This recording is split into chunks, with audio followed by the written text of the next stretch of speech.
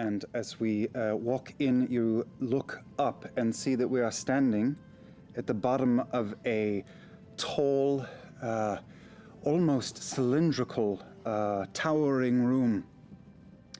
And all the walls, all 9 of them, are vast stained glass windows with ornate designs. These are the 9 schools of magic.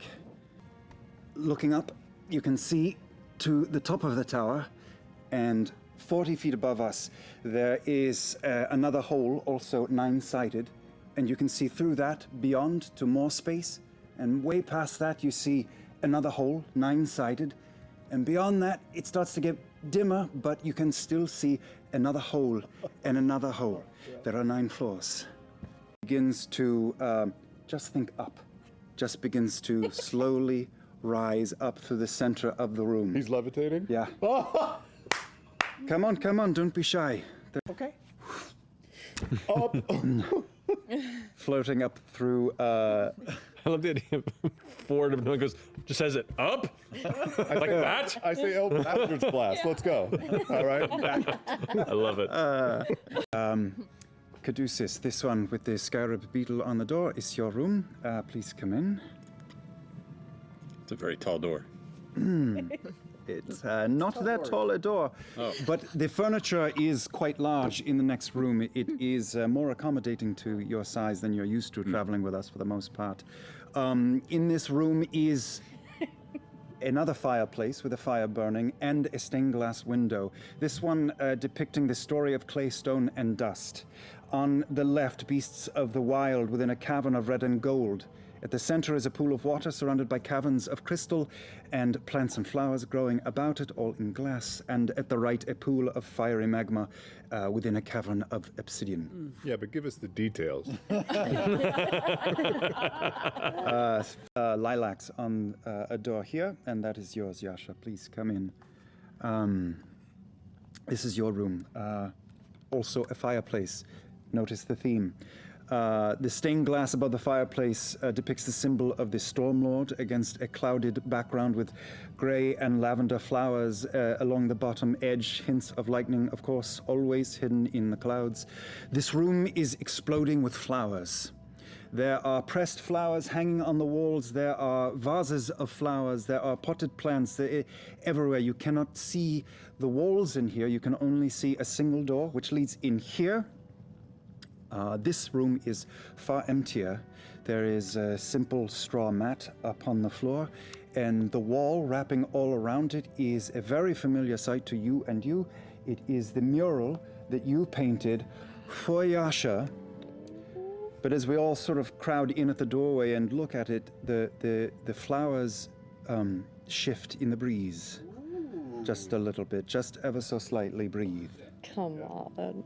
Normally depicts a sailing vessel at sea.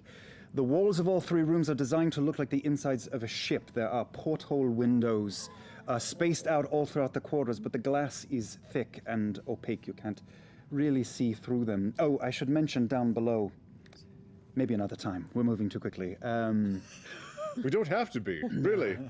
We'll take the whole game for this. Really into it. All of these rooms, these sitting rooms that you've seen in all these rooms, have the same little rounded table with a stack of 5 books on them.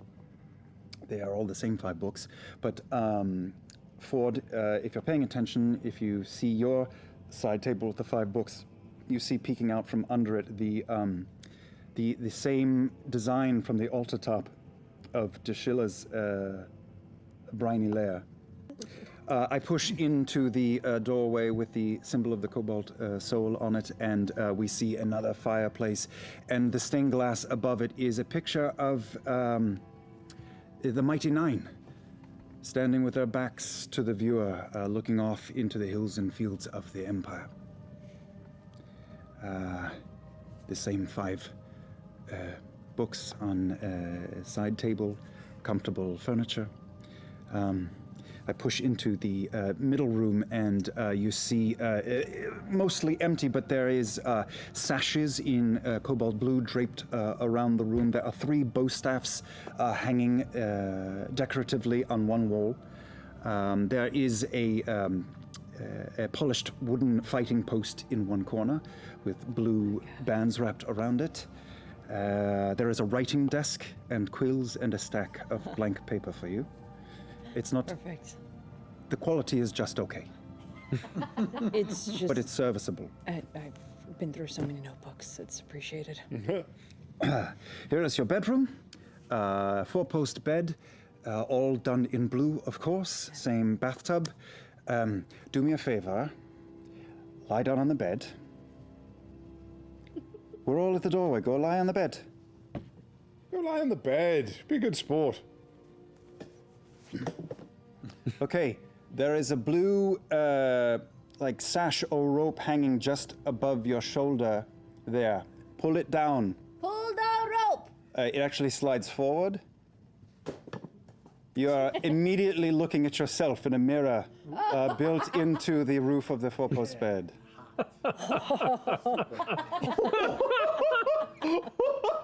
What? Whoa! Whoa! It's amazing. Look at her. We are friends, you and I. I go peek under the canopy. That's gonna be useful. Meet us outside in a minute. That's you. I'm the gate. You're at the gate. That is the arch. Oh, it's an arch. I thought it was like a gate. No, it's the symbol hanging on Awesome. your chain. Okay, anyway, opening the door. The doorway, by the way, and the one that leads further in have little gemstones sort of built into the sides of it, subtly reminiscent of the Traveler's Gate. Too much. Okay, so here we are, we're inside. Fireplace crackling, the stained glass above your fire depicts the coastal cityscape of Nicodranus, the chateau visible, and a small red figure on the balcony, arm outstretched towards the water. Mama.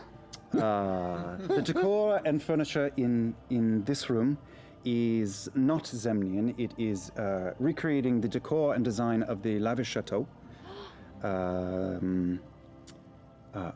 Same 5 books. What are the stacked- books? I stopped looking at the book. Question. Of course I'm going to ask. I'm looking at my own now. Okay. Love. What is this book? What is this book? One of them is Tusk Love, that is correct.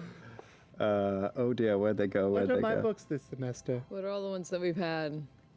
The Daring Trials and Tribulations. Tusk Love, yeah. you read The Courting of the Crick. Oh, yes. You find something called Der Katzenprinz. It looks to be some sort of illustrated Zemnian children's story.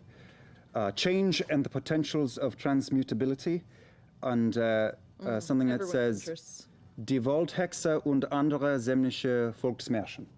That's children's fairy tales. The vortex? Oh, it's the vortex. Hell yes. Everybody sees a very well-stocked art studio. There are paints and chalks and ink and lots of paper, still subpar but serviceable. There are painting easels and canvases that sit waiting for creation. The walls in here are all blank. In fact, the room is pure white and ready to be whatever you choose to make it, Love it, Caleb. Thank you. If I put the paintings in here, they'll stay when we leave? if you wish. Open the ever so slightly green door, and we see another room where the furniture, most of it is halfling-sized, much smaller. And there are 1 or 2 chairs for people that are as tall as Caduceus or Yasha, say. The fireplace's stained glass depicts 3 halflings walking up a country road among wildflowers. It is very clearly you and your family. Love it. The furniture, as I said, all smaller. By the fire there is the table with the books, but there's also an earthen container holding a variety of walking sticks. And all around the room are glass bowls and little open jewelry boxes filled with either colorful gemstones, but primarily buttons. So many trinkets. This is amazing, Caleb. Amazing. Well, you are all amazing. And it wasn't that long ago that I would have trouble admitting that, but I would not be here without you people. And I value you. And there are doors, large swinging doors on each side of this pie-shaped room. But don't go in there too much. It's busy back in there. I go in there. Follow. And there are cats everywhere. There are cats the size of tigers that are just large, spectral amber cats, and one cat walks right past you, and on top of its tail is a tray of muffins, and it just walks right by. Come on. And little cats go running, and you see one cat go running up at one of these wooden aqueduct slides and then disappears into a hole in the wall. Little orange tails just walking around. Are the cats in formal wear? It's like they're with little bow ties. No, they are not dressed. Next time. That would be ridiculous. Do it. And you could polymorph into a cat and run around all those cool ramps. Oh, shit. I do that. Okay. I have to say. Have a Right now? kid run Yes. across all those. I think we were talking to Cree because my notes are kind of weird. And something with that ritual, I feel like she said or somebody said that he was trying to reach the city. Hey, welcome to the Invulnerable Vagrant. Oh my goodness, look at there's a fine bunch of friends here coming in to say hello. Respectfully, I am just completely elated to see your faces. How are you, Pumat? Well, much better now looking upon your fantastic blue visage. We've missed you. Whoa, golly, you're just gonna make me turn bright purple. It's good to see a friendly face again. You as well, tall fella. How's peacetime treating you? Well, much better now. Putting together a few ideas of my own. Been trying to, piecemeal some more enchantments, because it's kind of what I do. Well, let's see what it is. Yeah, what you working on? We are flush with cash and ready to spend, in addition to spend time with you. I regret to inform you, we don't have any basilisk oil yet, as we haven't encountered any basilisks. And that's completely fine. By the way, I'm sorry, I don't think we've made our acquaintances yet. My name is Pumat Soul. Wow. Oh, hi. You do know me. I was not, but now I am. Veth. I was not, but now I'm Veth. This face, and I make Knott's face. Right. And Oh. Well, Veth, it's an absolute pleasure to re-meet you, and the right version. we don't want to take up too much of your father's busy time. Why? Is there anything else we need from him? I guess we don't need anything else. Just, a hug for your favorite daughter. He kind of looks around the room, and there are a few individuals that are kind of like. There's a few individuals that are kind of leaning into the conversation, just keeping clean ears, and goes. And they kind of get back to the table, they gather their things, the paper that they had folded up, and they go ahead and move over to a further table over. And while they're moving, he kind of comes over and gives like a little side hug.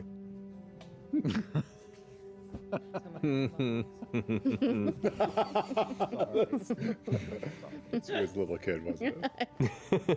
Pulling the strings. Do you think it would be dumb to scry on Molly's grave? To see if he's still there. I was going to suggest possibly visiting. Who wants to go visit Mollywok? Should I scry on Cree first? Yes. Yeah. Sure.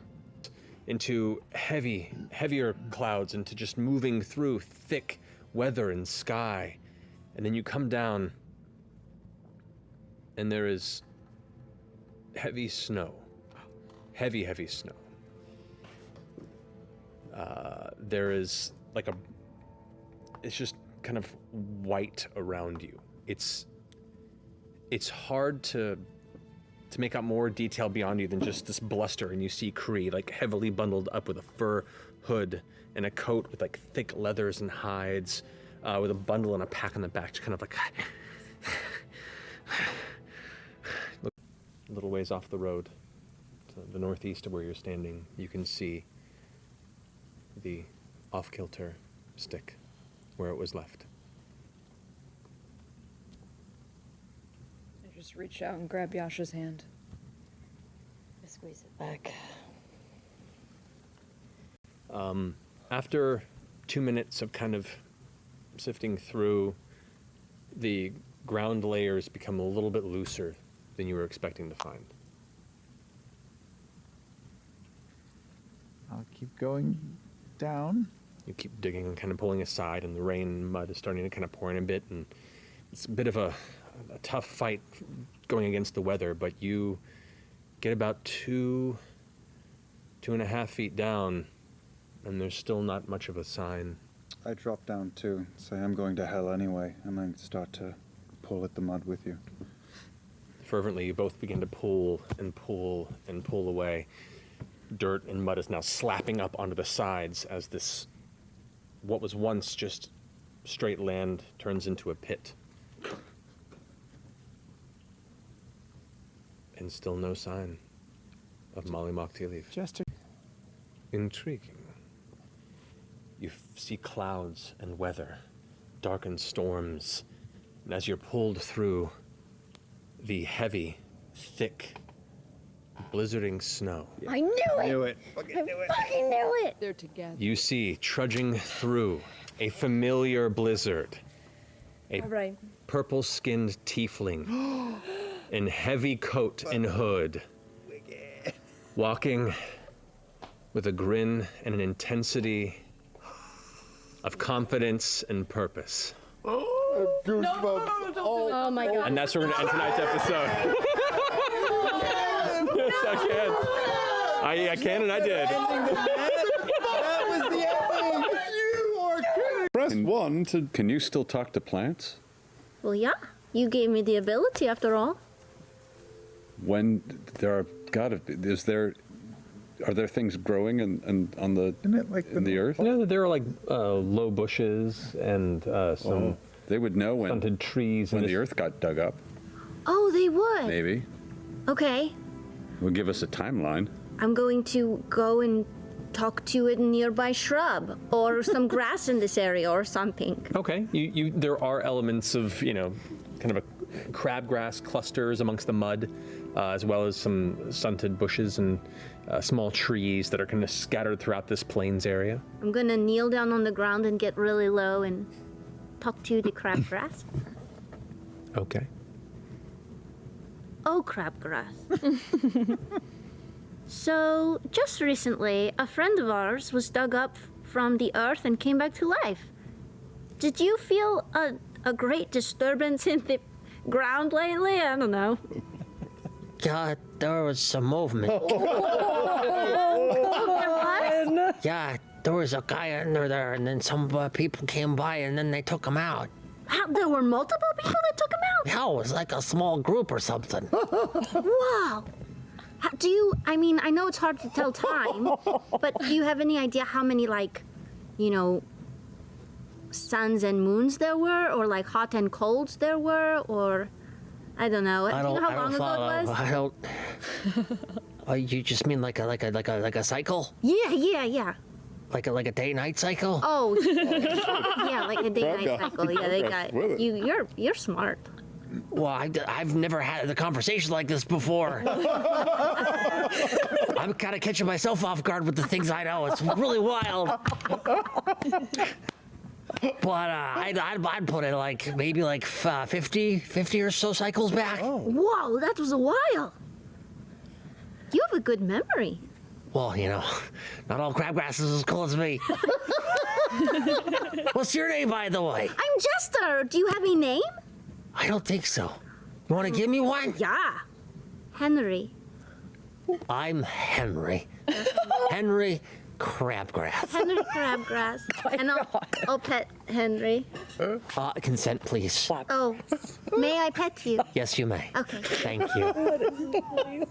I really like this guy. He's so nice. Is Henry a single blade of crabgrass, or is It's he like a cluster of crabgrass. A collective Henry or You get the sense they're not Like individual I am blends. It is a cluster of crabgrass roots that kind of encompass a hive crabgrass mind, if you will, that is now known as Henry. Henry says it was like 50 days ago that Molly came back to life. No way. And there were like multiple people. Do you know how many people? Did you get an idea? It's kind of hard to tell when, you're grass. But there were, I remember feeling like a bunch of footprints. Okay. Did Molly come up on his own, or Did were Molly, there did the people?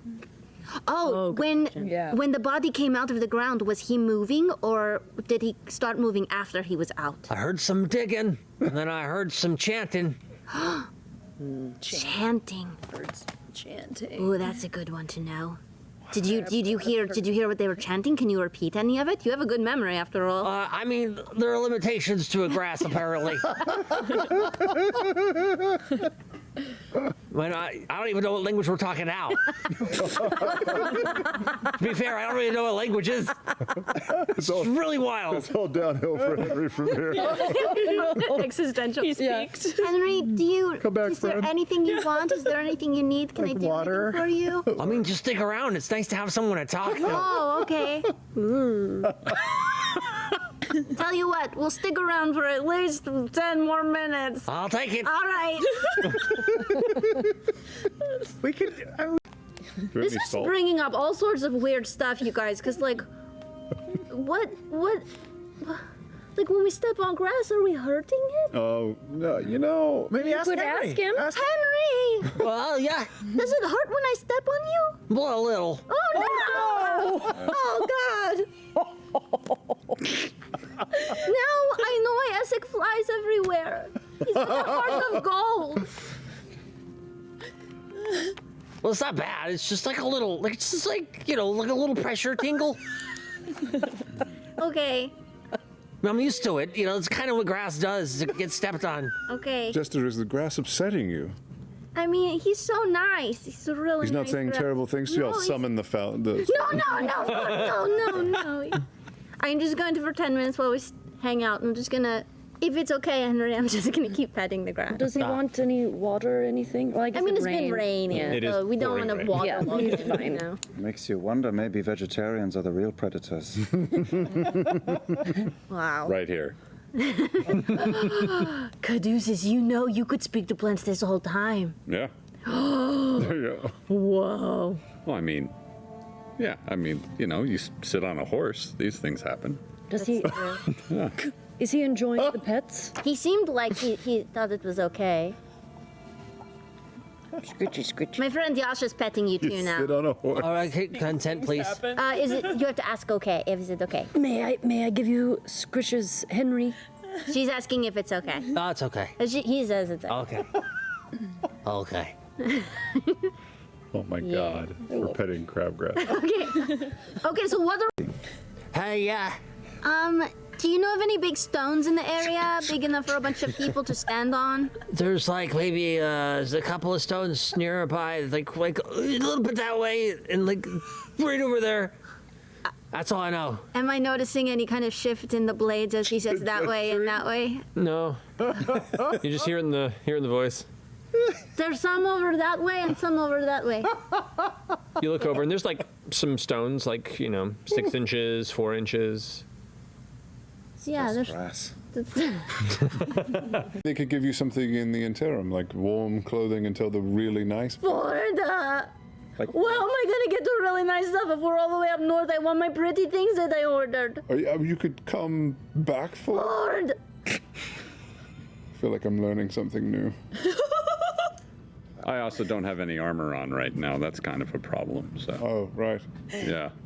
Travis, I don't really think you are. Go. Say it. You Does go. the name the Tomb Takers ring a bell? Sounds somewhat familiar. Insight check. Everybody. Yeah, make an insight check, yeah. Do you remember what the work was that you hired them for? Well, I hired them for a couple of specific things, one of which was a slight trip to an exterior space in Molesmere, where I met them in Shady Creek. They were bodyguards of mine as we went to dangerous spaces. It is important to make sure that when you are traveling, to not travel alone in such places. Is there a problem with this commission you made? Just going to take a couple days, that's all. 48 hours. They're just a little bit slow. You know what I mean? Well, who have you commissioned for this? Pumat Soul from the Invulnerable Blanket. Yeah, she's familiar. Have you worked with him? On a couple of occasions, yes. He the does enchanter quite a for bit the of work assembly. for the Cerberus Assembly. I'll speak to him, see if I can expedite this process. Yo. Pumat's dead. Wait, be nice to him though, okay? Because he's been really nice to us. Of course. Okay. There's 2 beds in here. Okay. So, how should we do this? Well, I'm very comfortable sleeping on the floor. I'm used to it, so I can sleep on the floor. No big Are you deal. sure you don't want to take one bed and I could take another bed and then Bo could just take a bed, just somebody's bed? Maybe just a little snuggle. Are you implying that she should get in the bed with me?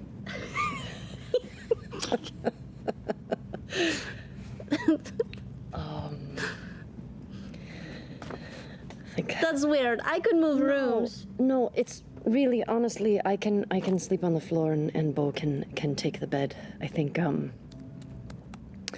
my voice is cracking just talking about that. Yes, I'll sleep on the floor and Bo can have the bed.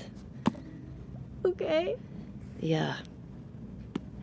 If you got cold, though, you could probably sneak in and snuggle with her, too, though.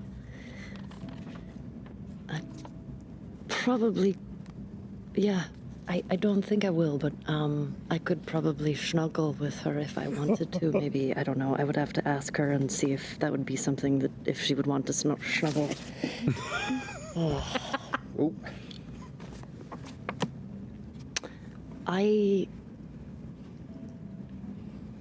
She makes me really nervous. Yeah, you don't get nervous very easily, it seems. So that says something if you get flustered around her. Yeah, she kind of, she's taken me by surprise. Like, I don't know. I don't know what it all means, but, She's a wonderful person. she's wonderful.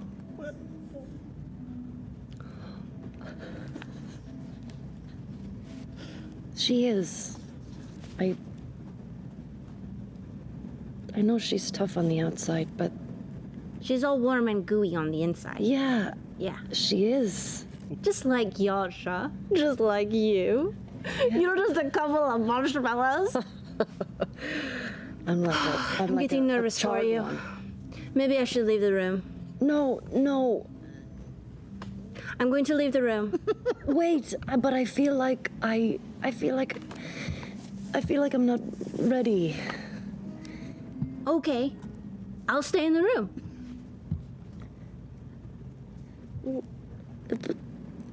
Shit, I don't know what to do. Because, what if... I haven't even talked to her or anything about it because I don't know. I don't... You did. So wait. Okay. You didn't kiss or anything when you were flying her around and stuff. No, I didn't. I didn't because, I don't know how she feels, and I feel like I... Well. Oh yeah. Oh, maybe I shouldn't tell you. What do you mean? Well, like, I talked to her and she's like, you know. She likes you. Oh, I don't know if I should know this because it's not from her, you know? Because, like, what if she just said something and then you misinterpreted it? No, I didn't. How do you know? Because she was like, Yasha's pretty great, she's hot, but I need her to make the first move. She did? Yeah, she said that. Yeah. I know. She makes me so nervous. And I don't know why. Like, she makes me sweaty and, like, warm and fuzzy at the same time. But then I see her do things, and then I'm just like, I want to kiss her so bad. And then that makes me feel kind of bad. Yasha. You can't feel guilty for how you feel. If she makes you feel happy, that's a wonderful thing. That's so rare. It is so rare.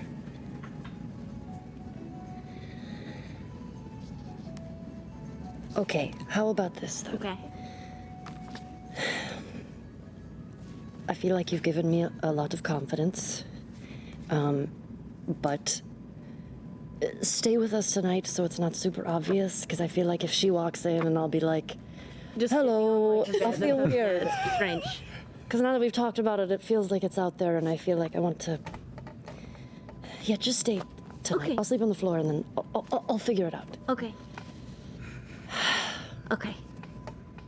Don't say anything. I'm not going to say anything. Okay, I'm not okay, going to okay. say. I probably, trust me, I won't say anything.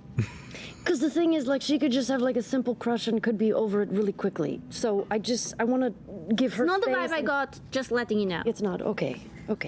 But, you know, maybe you should talk to her. Because she'd probably have more information for you. Than I Yeah, have. I think that's probably best to go to the source. Yeah, probably. Okay, thank you, Jester. You're welcome. If you want, we could write a poem for her or something. Just, you know, I mean, sure. something you could recite to her when you're confessing your feelings. Okay, like, how would you, like, spitballing, how would you even start something like that? Oh, bo. That's probably how it starts. Yeah, I like that start. Oh, bo. It's a good anime. Eyes so blue and hair so shorn on the sides. Yeah, that's good. That's good. Okay, eyes so blue, hair shorn. Abs, so many. Her abs are there's so many of So them. many. So many abs. But frame, so small. Frame so small. Yeah, she's so small. Ooh. I got a good one. Okay. How I wish to envelop you with my wings. Oh, okay. How I wish to envelop you with my wings. They were really good writers. I really think this is really good. Like, maybe we should just end up making a like a poetry book with, you know, love poems. And then we could sell it at Chastity's Nook. I love it. Okay. Okay, these are some good ideas. I'm gonna think on it and really. All right. I'm going to pretend to be asleep when she comes in. So if you guys want to have a conversation or anything, and then if anything happens, then I'll just leave. That's weird. I'm just gonna lay down. Just sleep. I probably won't do it tonight. Yeah, that would be weird. I'll find like a really nice moment for it. Okay. Yeah. I'm rooting for you, Yasha. Okay, thank you. Okay. You all eventually find your ways to your respective chambers for the night. I stumble in a little tipsy, accidentally trip over Yasha a little. Hello. Sorry. Oh, you just got back. I did not mean to step on you. I didn't. No. You want the bed? I can sleep on the floor if you want the bed. I am so accustomed to it. It's what I'm I am used to. too. It's kind of what we did at the monastery. So if you want me to like sleep, and you can take the bed, like it's not a big deal. I feel like I'm pretty. I've already been kind of napping down here, waiting for you to come back. I wasn't waiting. I was just laying here. Sure. Oh, pretty sure. is Jester asleep? I think. I don't think she's asleep. I don't think. Okay. Yeah. But you can have the bed. I was just because I'm all, set up nice here on the floor. Okay. Yeah. Yeah. How was the show? Oh my! It was great. Yeah. It was. Yeah. Yeah. There was this one girl who she just opened this jar of glitter and then she just this full front flip with the open jar of glitter as the glitter flew through the air. It was bananas. I It was see. great. You have a piece. Glitter was everywhere. Yeah. Yeah. It's. yeah. It adds. It's cool. Good. Yeah. Well, I'm pretty tired. Yeah. So I didn't mean to wake you up. No, It's totally you didn't. my I bad. I wanted to make sure that you got back safely, so I'm glad you are safe. Yeah. Sure you're done with bed? Yeah. Okay. I'm good. I'm just gonna. Unless you wanted to snuggle or something. I'm kidding. It's like something that. Okay, yeah. Okay, I'm gonna. Sorry to step over you. No, you're just a little. It's tight. It's a tight hotel room. Okay. Good night. Good night. I'm gonna sleep on the right here. Okay. Good night, Chester. Night, guys.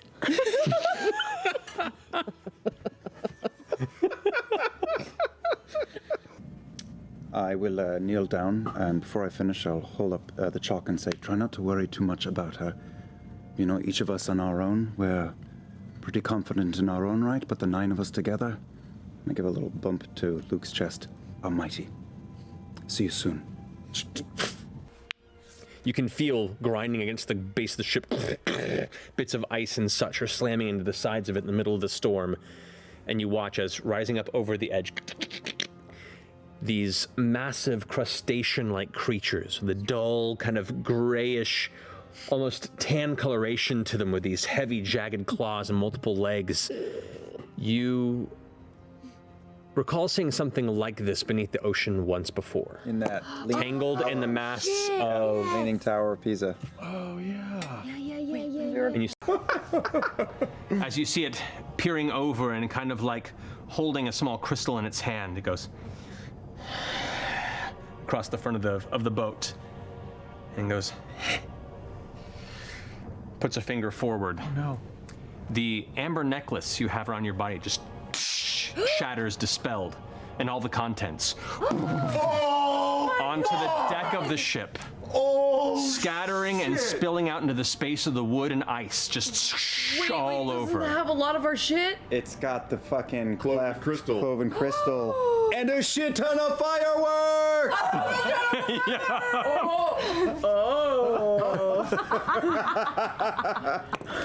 And the necklace shatter, and you watch as amongst all the rummage that falls to the ground scattering, you see the one little yellow orb kind of roll off in this direction. And right as you're having this, you hear something go to your right side, and you look over, and just pulling up on the side of the boat, you see a humanoid figure with ice clusters gathered around its shoulders.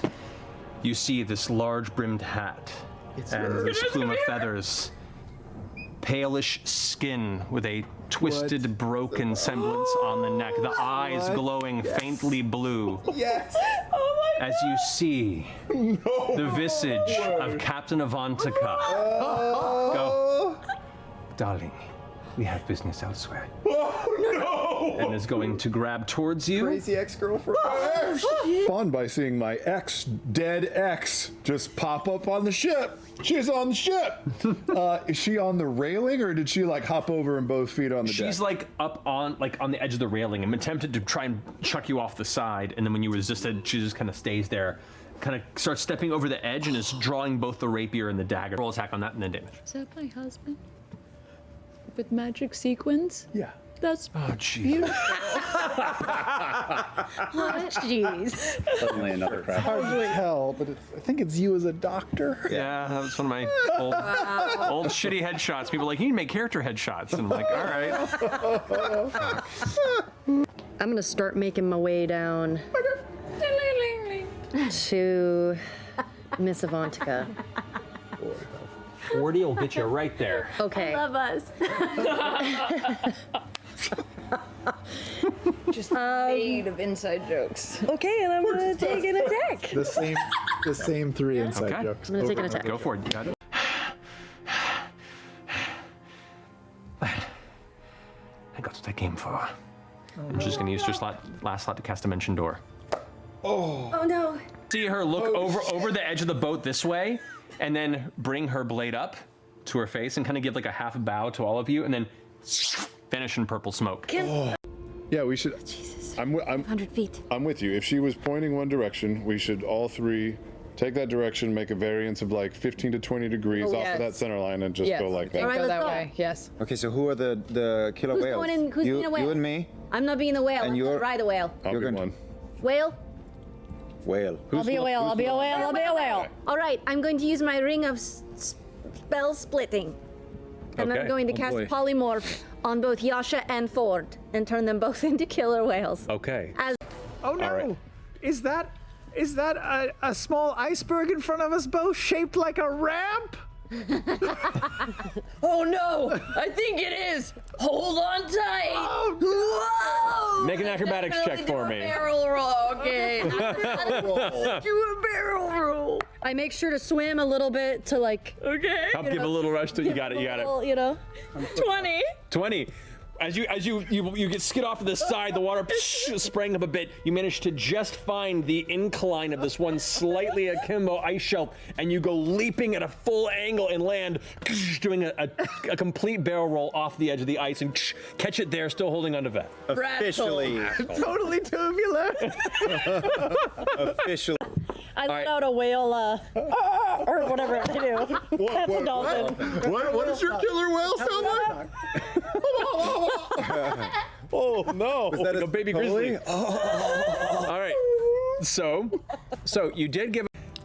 You begin to make out from the source, and it is now diving deeper into the lightless depths below. But you see a humanoid figure currently swimming its way beneath the waters. How far away? At the moment, it is 80 feet away from you. Just a single human figure? Single humanoid figure. Whoa. I'm gonna cast Guiding Bolt. Eating frenzy. Can I use Do it. my relentless hex as a bonus action to magically teleport up to 30 feet to an unoccupied space you can see within 5 feet of the target cursed by your You hex have to spell? drop your whale. I will say, for the purposes of this and how the hex is attuned to you, you would have to drop your whale form. You don't have any hitchhikers. You don't have any hitchhikers? Yeah, you're an underwater dude. It's kind of cool. And you can hit your I'll drop back. it. Okay. You watch as one of the whale forms vanishes, and a secondary dark shadow of the captain, Ford Stone, dives forth, and then in a flash, you see just a few bubbles left behind, and he's gone. As Vontica is diving down suddenly in front of her, you appear, the blade glowing like this underwater torchlight. Can I take 2 swings? You can. Oh my god. I will allow you to not spend that point because you would know that. No, I know that already. I just pull her hair. This feels like all I got. Sure, it comes free. With relative ease. Her hat is gone, and there is now a chunk of exposed skull. Yeah, with a little bit of like flesh and Yeah. bone attached to it. That's cool. I'm gonna. Ooh.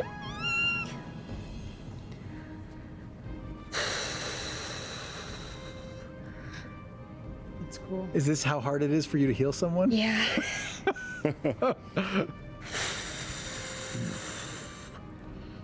I We'll cast am healing going word. to. I know, it's like each new points of damage. 34 points of damage. How do you want to do this? Oh man. Yes! Oh my god. Shit. I'll swim up to her, and on the first strike, it turns her, and on the second one, as I bring the sword back around, you see like yellow energy shimmer from the water around Ford, and it collects and runs up through him, and the runes pulse on the Star Razor. You and all channel watch in. As the runes pulse upon the Star Razor, the blade itself seems to almost extend an additional 1.5 inches. You watch as additional runes that previously were not visible on the blade begin to appear on the outer edge of the base of the blade. What? I was just making that shit up. Continue. They pulse. Ford's yellow eyes flash because fuck Ukatoa, and just bisect her. As the blade impacts and cuts through the body, you just see the swing. All the energy streaks through, and there's a moment where it's just calm and still in the darkness below. Avantika doesn't react. The blade itself now goes dark. And you watch as the center of the chest, a thin line of white light appears. Her head lolls down towards it and looks back up towards you. And as she opens her mouth, the inside of her mouth is glowing with that same light. As it bursts, completely sending the upper part of her torso and the lower half of her body scattering from each other, as in the middle of this space, it's like when you see a depth charge explode. There's a under the water before it vanishes there, leaving the two parts of her just setting adrift. Not yet. First, killer whale bumps Jester a little too hard. Oh. And if you've ever seen a killer whale, like a giant aquatic creature, like do a big toothy smile. Oh, I do that thing where they reach in and they pet the tongue. You gotta do it. Yeah. There it is. There you go. Enough time to do that without issue, yeah. Oh my god. As you attempt to... I just remembered Sprinkle was in my hood.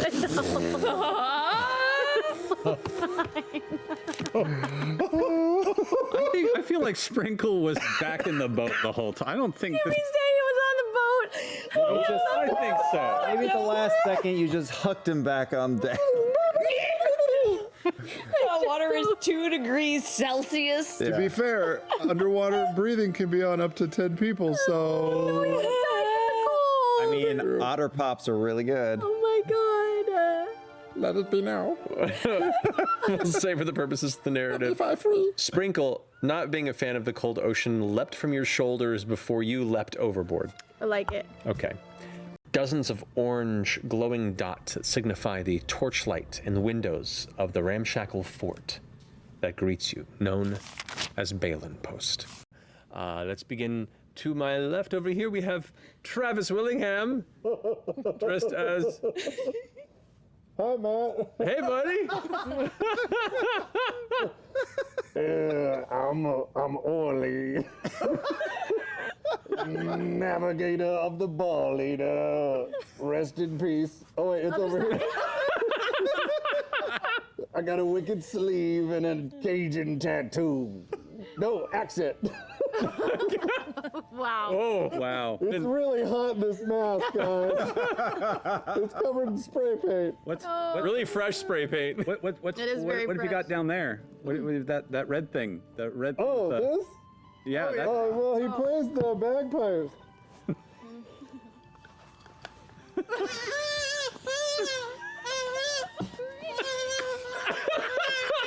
Holy shit.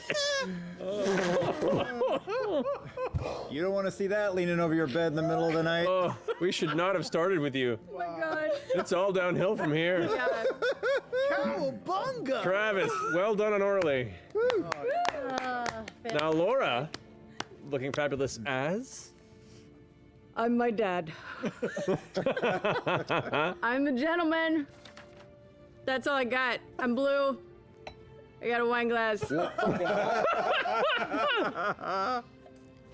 I don't know. That's all I got. I would have sprayed water on myself, but the paint would have come off. So this is all I got. Good call. Good call. You look super hot. Awesome. You look great, Laura. Contouring, the contour. Hot. So good. Liam O'Brien. I am dressed as Astrid Beck, star pupil of the Solstice Academy. I received a lot of great makeup tips from Marusha and Laura over the past couple of days. Thank you, ladies.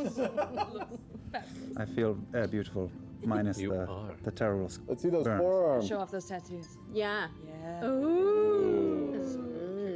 Nice. This is made of toilet paper. Is it really? Delightful. Yeah. That's impressive. And latex. Oh. Yeah, little liquid latex. It's classic. Wow. You look great, man. Thank you. Sam. I am Kitty. Yes, I'm very sweet. I cannot see. Where's your knife? Oh, sorry. Ah! I killed people. Welcome to the Mighty Nine. Oh my god. Perfect. Thank you, Sam. Go fuck yourself. There you have it. Alrighty, Ashley. A man we clap with. Always ask for consent. I love it. It's so good. I appreciate that's a great choice for a Halloween costume. Well done. Taliesin. I am Archivist. I'm Archivist Xenoth from Zadash. Oh. Got my book and my scowl. Quite a bit. Quite a bit, yes. And your lovely coif. Oh, Yes. lovely. Gorgeous. Good to see you, dude. Yes.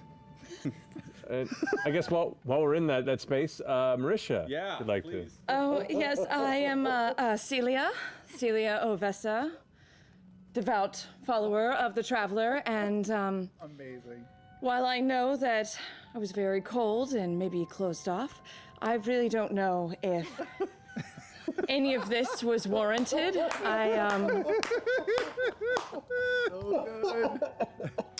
I just don't know if this was a just sentence for my crimes of just being a little bit to myself, but I will have to deal with this for the rest of my life, so thank you. What does your Well shirt done. say? What does your shirt say? Oh, nice, nice. I got it, some guy was selling it on the roadside on the way out, but I think it's a knockoff. I don't know Not if to it's be so hard on official. yourself there, though. Heyo. Just wondering, does anyone have a wish spell? Just take a look at. I'm raising money. You can kick into my GoFundMe to try and buy a wish spell. Thank you. Thank you very much. Alrighty. Everyone, you look fabulous. I'm so excited every time of the year we get to do this. It makes me happy. Wait, and who are You you, look great, Matt? Matt. I am Artagan, in some places known as the Traveler. And let me tell you, well, actually, it's not much of a religion anymore, is it? Never mind. Just go about your business. And, sorry, Celia. Dagon! Dagon! And she gives a hand call over. You watch as this extremely grizzled-looking male dwarf approaches from the corner of the shadows. His face a mess of tanned, leathery skin, and calluses frame edges of his chin, and a mane of jet black hair that tumbles thick past his shoulders and seems to mash with this very kind of rat's nest of a black beard that rests over the clavicle. His tattoos wrap his arms right up to the bracer, and more you assume are probably hidden beneath his breastplate. His arms flex impressively as he pushes himself near you within an intricate chair of scuffed metal and wood, a large pair of slanted wheels affixed to its sides, with numerous tools and plates bolted onto it. You've seen contraptions like this before around Exandria, but none quite as dangerous looking as this. He kind of brings himself forward and kind of glances all the rest of you.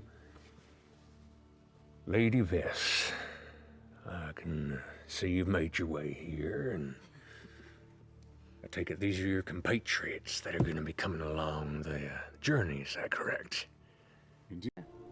I'm still totally disoriented and can't tell who's talking at any time. Yeah, the wrong voices. Really hard. Really? Okay, well, I keep losing Ashley. You do blend in with the lights right now. I'm like, Yep. Lady Vess turns back to Wardlow Akron. She was into you. Did you not read that? She was into you. Huh. big time. Even Really? I read it. It's not. No, I don't have time for that. That's What do you all mean right. you don't have time for that? We have 40 hours. You guys can have sex 40 times. Yeah, no, it's just not. Yeah, I get it. It's not really my thing. Are you just not Nah, not really. not into her, or just not into? Oh, not into anybody. I enjoy what you all have going on. That's a lot of fun to watch. I mean, not there specifically, but just we all bounce off each other is kind of great. But nah, that's not really for me. Not your thing. And you close your eyes and you feel the presence of a familiar figure appear across the circle from where you're sitting currently, who leans in and kind of places his hand over yours and goes, "Well, let's keep tabs on you, mysterious stranger, shall we?" As you close your eyes, you feel like, even though his hands are touching yours, you feel this extension of his magic kind of pluck your consciousness from you and almost alley-oop it upwards into darkness. And you feel yourself suddenly floating. And you find yourself inside a warmly lit chamber. You see a figure moving in a familiar kind of fur-lined coat, the same that you saw Malimok wearing, or at least the figure that you saw in your previous scry is currently pulling through different, looks like boxes and satchels, and is kind of like carefully but quickly looting the contents of this room before turning around, and you see the tattoo, the familiar peacock tattoo on the neck. You see this flash, and the red eye that's nestled within the tattoo begins to emit a dull red light. As it does, you watch as the purple tiefling's eyes meet the beacon that you're seeing through and goes, "Oh, well, looky here. A return visitor. Now, don't get running. You've curiosity to sate, right? I take it you're the one who's been peeking recently. I have to thank you, for without your scent, I wouldn't have been able to follow her." What?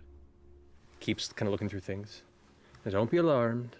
I see many things with mine eyes. Been trying to watch this one's path a while now till you found me. Saw the threads and we made a detour. Shame, really, all that knowledge and so little understanding. Ah! And you see from off the actual scry beacon's location, he darts off and returns with what looks to be a collection of papers, like a binderless book. Just all like stitched together with no front and back, but this heavy collection of old parchment, looking worn and withered with age. He kind of passes through a bit. You see his eyes going wide with a smile on his face, and he turns back to you. "But you see, now things are set right. Once more I have what she took from me." And you see him kind of dart just beyond the range of it, and it kind of follows his direction as he comes to an open window with a frozen snowfall outside, and he steps through it and looks back at you, framed in this kind of lightless, dark night sky. "To Alpha and Alpha, we trek till homeward bound we be. Maybe we'll see you there." And he ducks out the window and then does this. And as he does that, your scry ends. And he said that the act of you scrying on him helped him get his stuff back, or helped him on his current path? That's what it sounded like you said. I couldn't tell, his accent was way stronger than it used to be. Oh, really? Yeah. Was it pretty legit? Was it pretty legit, though? Oh, let's get some solar cane for that burn. Yeah. Oh, man. Is it even the same guy? Yeah. It must have been a different guy. Yeah. Because of the consistency. Yeah. What if it was when we scried on Cree? Tusklove, the courting of the crick, der Katzenprinz, change in the potentials of transmutability, and Die Volthexe und andere sämtliche Volksmärchen. And I will copy-paste that to you in a magical message. Are any of those readable? Wow. Well, only in two of them are written in common, two of them are written in Zemnian, and one is also in common, but very dense jargon. Arcane jargon. Why would he put these books in here if we can't even read them? I say to myself. There is no one there to respond. Do any of them have pretty covers? Yeah, I mean, overall, I mean, you know, the ones that you can't read are well presented, which makes it even more frustrating. On Der Katzenprinz, there's a beautiful gold leaf illustration of a cat holding a little top hat out like this, standing on 2 feet. That's so cute. I want to read it.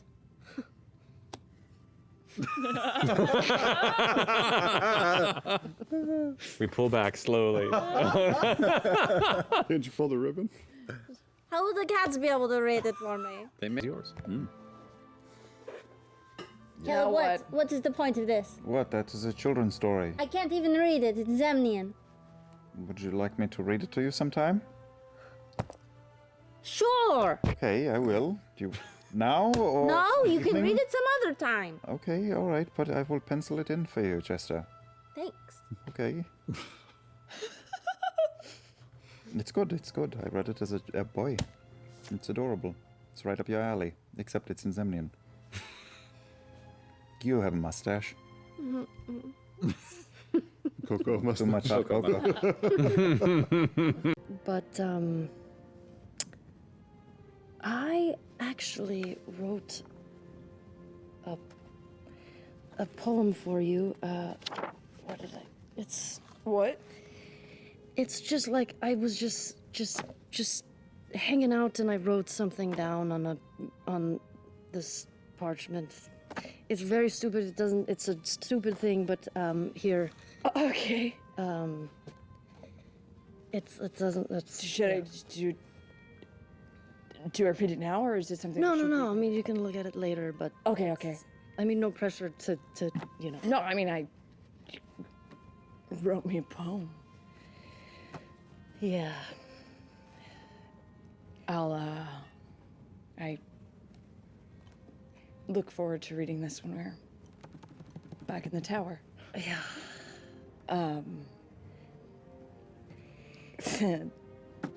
Well, now I'm embarrassed for you to read the poem. No, because I this feel is, like it's really silly. it's so cool. It's really corny, but I feel like No one's ever written me a poem before. Well, they should have. This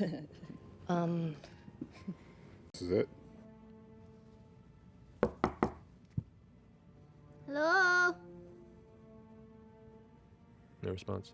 She's not responding for she's not responding. No, I know, but she could be in her tower, right? I don't think a message would Yes, reach it does. her. It goes across all planes. It goes anywhere.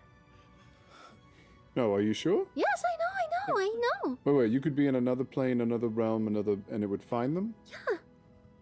This message thing is really awesome. The Traveler is a powerful guy, man. He teaches me some crazy things. What did she say she was doing? She said she had meetings. She said 40 hours, which is a bit She longer. did say 40 hours. That's 2 days. Almost. But... Should we? Oh my gosh. What if what Molly was saying was like some sort of clue and he was coming after her? And we were supposed to let her know. That does seem a bit concerning at the moment.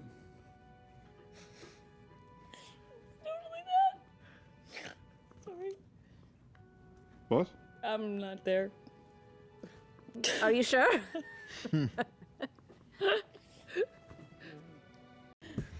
Immediately, the first thing that gets you is a very cold sensation. Oh no.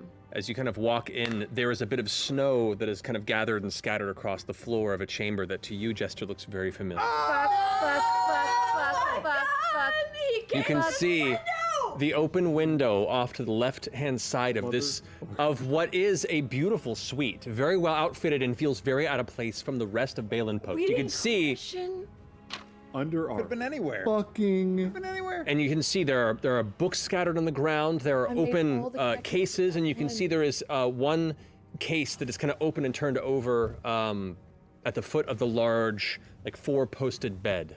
Oh, I start Wilgramming the room. I'm looking at all the books, the case that's been open, trying to see if Text there's message. anything While of we were use. fucking here... We You made also- all the connections, but that one. And as you glance about the room, the other thing that catches your attention is the humanoid shape lying on the bed.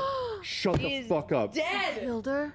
We Wait, I Somebody... Caduceus, Yeah, look at check her. Run over. life. Check Look life. at her. Check I the Check dying. for life. I make myself look like Vestaragna instantly, and I shut the door and stand outside. Okay. You go. This is indeed Vestaragna. Flesh pale. Life long gone. Streams of blood pouring from her eyes, her nose, her mouth, her ears. The expression itself, aghast and locked in absolute horror and pain. And because of your passive perception, as you glance down, you also see there's like a strange, like a coloration on her neck. And you go and pull back, and there on the right side of her neck, you see what looks to be a marking that resembles a red eye. Oh my God. And then casting Speak with Dead. Very well. You have 9 red eyes tattooed on your body. What do they mean? The jaw, you can see the tense muscles snap it shut for a second. Then it begins to speak with you, stilted and awkward. They are my connection. They are my right to be the Nonagon. Lucian also called himself a Nonagon. What is it to be a Nonagon? The head kind of twists slightly with a pop as it begins to shift and look towards you. A Nonagon is a vessel. It is the key to Cognosa. It is the one to free the Somnovum. He goes, all right. You ready to go see some crazy shit? That sounded so fucking crazy coming out. Yes. Yes. Let's do it. Yeah.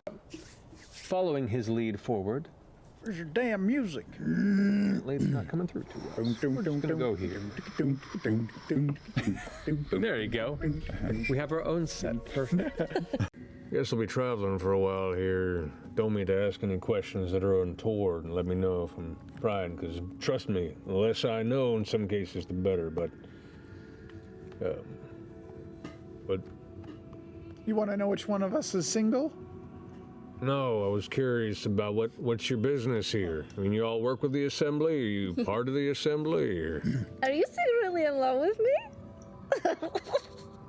No, she's drunk. She's drunk. No.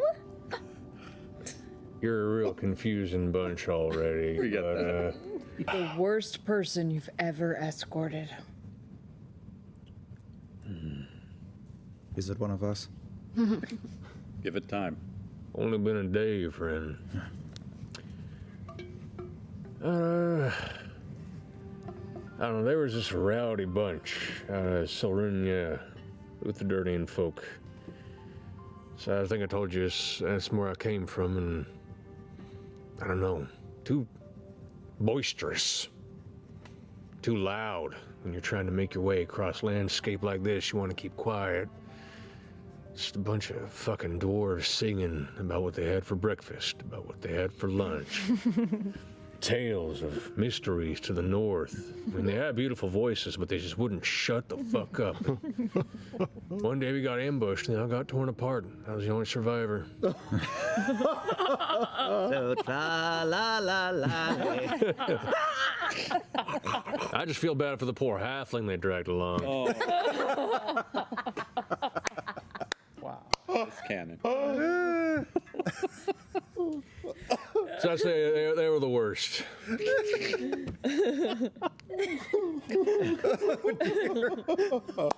But you got time. Not okay. Dagon, is there an unwritten code among you guides that you're not allowed to fall for the people that you guide? Jesus Christ. Or if you do, that you're not allowed to kiss on the mouth or anything like that? Why are you asking? I'm just trying. I'm curious about you and your. Oh my gosh. occupation. Have you ever fallen in love with anybody that you're guiding? Have you ever had an affair with anybody that you're guiding, like a secret love affair? With or all of anything? his snuggling by Why? the fire to keep warm. You said No, of course not. Look around you. It's a fucking frozen hellscape. How else will you cuddle at night to keep warm, exactly. yes. Sometimes I'll cuddle to keep warm, yeah, but just it's physical only. Oh, Well, that's okay too. Yeah. Okay. sometimes. Look, you do what you do to survive, and even fringe better. benefits come with that. That's fine too. But if you- But emotion doesn't key into this. What if- That's what I was saying. You what if guys have an unwritten It code. starts as just a physical thing, but then slowly over the weeks that you're guiding them, you just realize, like, oh my gosh, I think I might have feelings for them, but I can't let them know, because there's an unwritten code, and then it gets awkward, and then long glances. Then at the end of the trip, you settle up your wages and put them on a ship back to wherever they came from. And it's so tragic. And they wipe a tear and you wipe a tear and you don't know if you'll ever see each other again. And then you have to pretend for the rest of your life that it didn't mean anything. You take that pocket of coins and as you spend them, it's just one more memory going away. Hey, Dagon, are we the worst ones yet? Getting real close. What was their name? Takes a big swig of the jug, sets it back, and goes, I'm gonna get to sleep. Dead. But we're all cursed. Dagon also takes that. Oh. One. Okay. Matt, it's Dagon. Sorry. Dagon, you guys are fucking me up. Holy shit. Do you want us to die out here?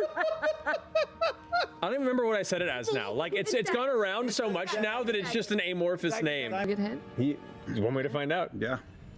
I don't have a cure wounds prepared. Oh my god. I will. Okay.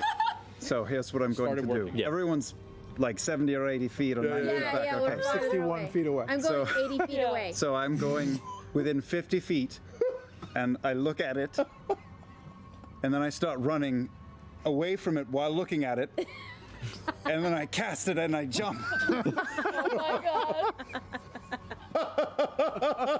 Inertia. Okay, running. Let's do it. It's a 6. It's a 6. 6. You turn. Oh, it doesn't work. You go to jump, and your foot just hits a big old chunk of ice, and you just poof, skid on the ground, and then Does it the go over shockwave my hits you head? a second time. No. I need you to roll another Constitution saving throw for me, Caleb. Oh no! What if he dies? And you hear Dagon go, "What's wrong with you?" But Caleb gets up and he takes his coat off in the cold, and he throws it down 70 feet away. Yeah, now it's a point of He pride. rolls up his sleeve. Let's go. Wait. Take your No, 27. I'm far away from it. Take your 27. I'm gonna enhance ability. And It won't work. No, It's a no. spell. New does not mean better. And I pull out Catmint and I make Cat's Ire appear again, which goes 120 feet and is a lot stronger than telekinesis contested. And the hand flies out and grabs it and pulls from Okay. very far away. Okay. 80 feet away. Okay. 90 feet. Okay. 100 feet away. Okay. Go ahead and make Caleb's you. running backwards, and we all just keep up with him. With a little bit of apprehension, passes through, and as soon as it gets inside, goes, "Are you fucking kidding me? Why the fuck did we sleep in the ice last night?" this is not every night. This is Learning. We were just in case. learning. When in Islecross, How did? Think up. Where are the stairs? Just think up. Think up. Up. Whoa. it's a glide. Do some like chocolate dipped strawberries. You know, in a Chardonnay. Thank you. Darts into the wall. As the tub is filling up, reach in my pocket, pull out the poem from Yasha. Oh, right. The what? The what? The poem. Oh, shit. You should stare at it for a moment. Oh, Bo. Well, Whoa. put it down. I stare at it for a little bit longer. Wait for my Chardonnay to show up. Chug my Chardonnay. Pick it up again. Open it. And I read the poem. Okay. So, My brain swirls as I hear Yasha's voiceover in my head. So it's at the top of it. It's a whole paragraph that is crossed out and scraped, and you see some words like bow and abs, and shorn, and envelop, and things like that, and it's just crossed out. And underneath it, bow. Yeah, this was a poem, but then I realized it was a dumb poem, and I can't write poetry. Sometimes I have an easier time when I put the pen to parchment, so here it goes. I've watched you. I don't mean that in a creepy way. I mean, I am a little bit of a creep, but I know that you know this by now. It takes me a minute to open up. So I watch, I observe, I take it all in as opposed to letting it all out. I guess the only time I let it all out is when I fight, which I'm not sure is the healthiest thing in the world. But here's some things that I've noticed about you. You're strong. You're a leader. You're really smart. You're really funny. You're honest, even if it hurts. But the thing that really gets me about you is that you love so fiercely. And I know you feel like an asshole most days, but I kind of like that you're an asshole. You stick up for the people you love, and you make me feel stronger. I can hold my own. I know that you know that, but you make me feel safe. I don't even know if that makes sense, but I know no matter what, you'll have my back, no questions asked. Yasha. Can I float up and knock on Caleb's door? Sure. Yeah. Could you cast tongues on me? I mean, you know, the spell where you can make me understand languages or whatever. Yeah, I could do that. I just want to read the book, Caleb. You want to read it yourself? Well, I mean... Read it to you if you want. Okay, it could take a while. Well, are we talking about Princeton Cat? The other cute cat with the hat. Mm-hmm. So walk us in and sit us down by my fireplace, which has no stained glass window. The furniture in here is pretty nondescript. This is a boring room, Caleb. You really decked everyone else out. Well, it took a lot of effort for you all, so no time for me. Okay, so this is meant for children. Okay. My mother read it to me when I was very little. It's called the Cat Prince. The Cat Prince. Yeah. Okay. Once upon a time, in a little house on the edge of a great wide wood, lived a young boy with his mother. The poor boy was sick and spent much of his days in bed, watching the days pass by from a little window in his room. The boy's mother loved him very much, but as it was just the two of them, and the boy was ill of health and frail of form, every day she had to make the journey to town where she worked in the kitchens of the local lord. While she was gone, the boy would mind the house, read one of their precious few books and observed the bees and the trees.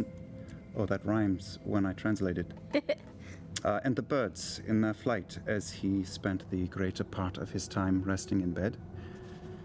The boy knew that his mother loved him and that her time away was all for his sake, and he was grateful to her and loved her in return. But it was a lonely life, spending his days rereading some of the same books or talking to the air in their little home on the wood's edge.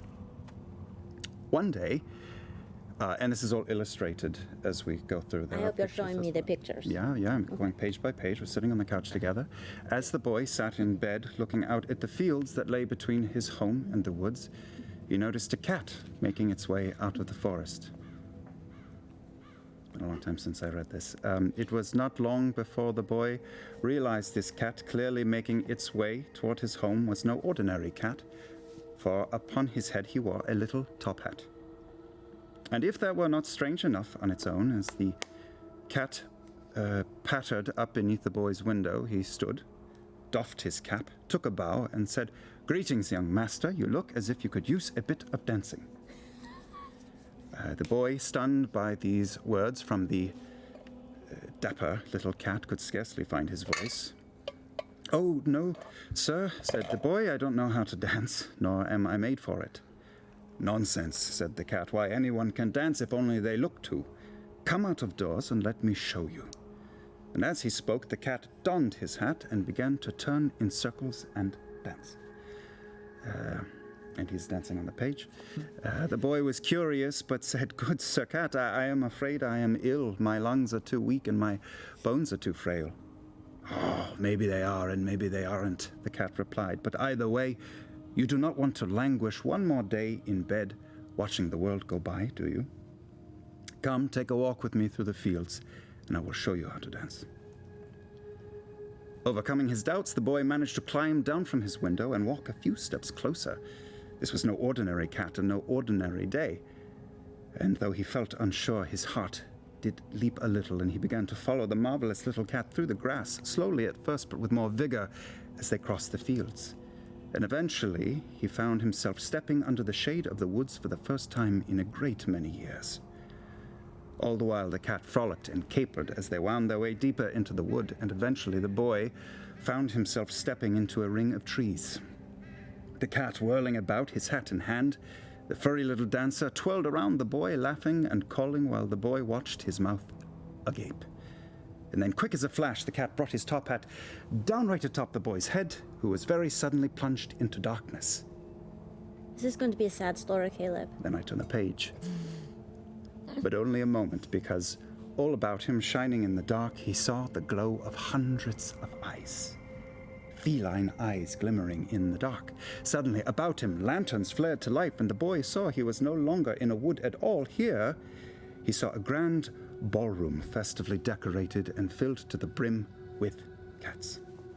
Big cats, small ones, old cats, young ones, cats of every breed and color, and in the center of the great hall, upon a stage, stood the boy's feline guide. Only now he was dressed in very fine robes, and upon his head sat a thin golden crown of wrought golden leaves. He's a prince. Which is illustrated right there. Beautiful little cat. Well-worn pages.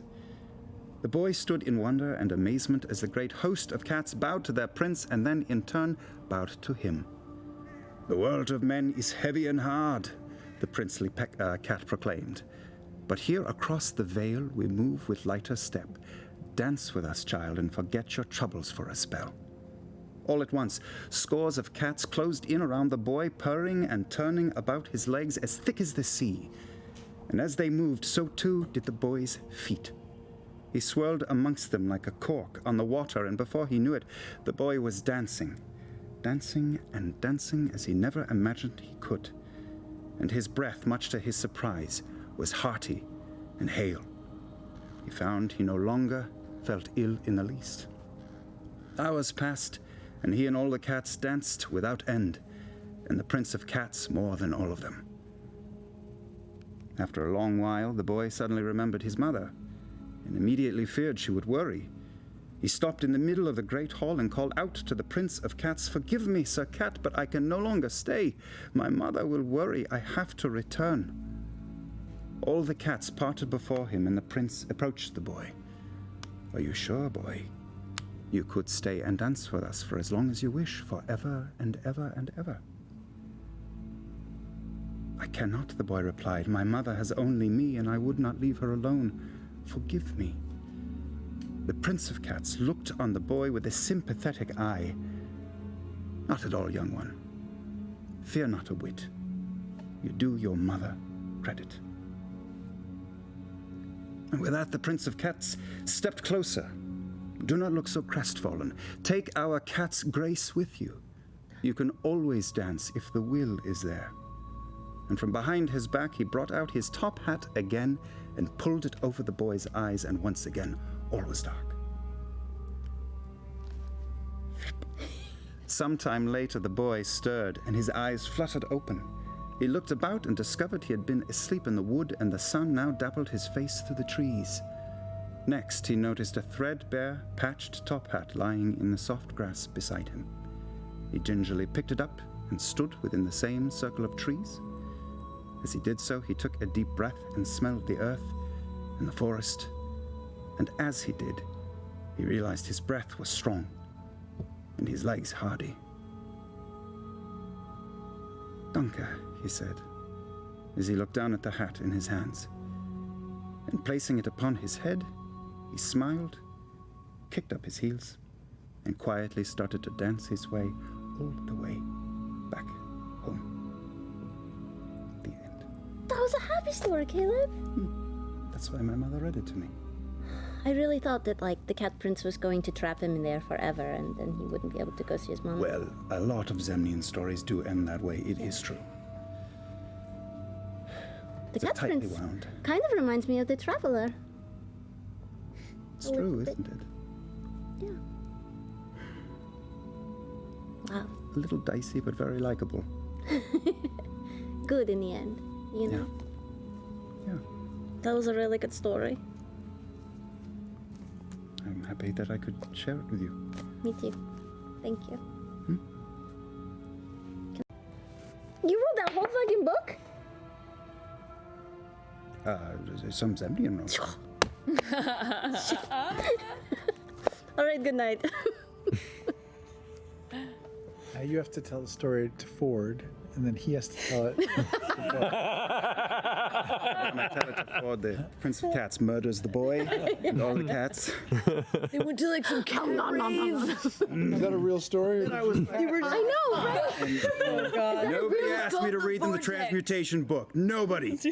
Is that a real story, or did you write You that? really write that? I wrote it today. How did you not even write it know today. I wrote it today. She asked me to. She wanted to read it a few days ago, so I wrote it today. Nice. It's very well done. Say, Mitzi, we have guests, big guests, so I need you to make a very robust meal. We probably need. Yesterday was vegetarian. We are going to need a lot of meat, so I would like ribs, big ribs, like mammoth-sized ribs. Okay, barbecue sauce, all of that. But we'll also have the mac and cheese from yesterday, as well as the waffles and the pancakes. That's good. You may want ale. Yeah. Double amounts and some ale. Yeah, good call.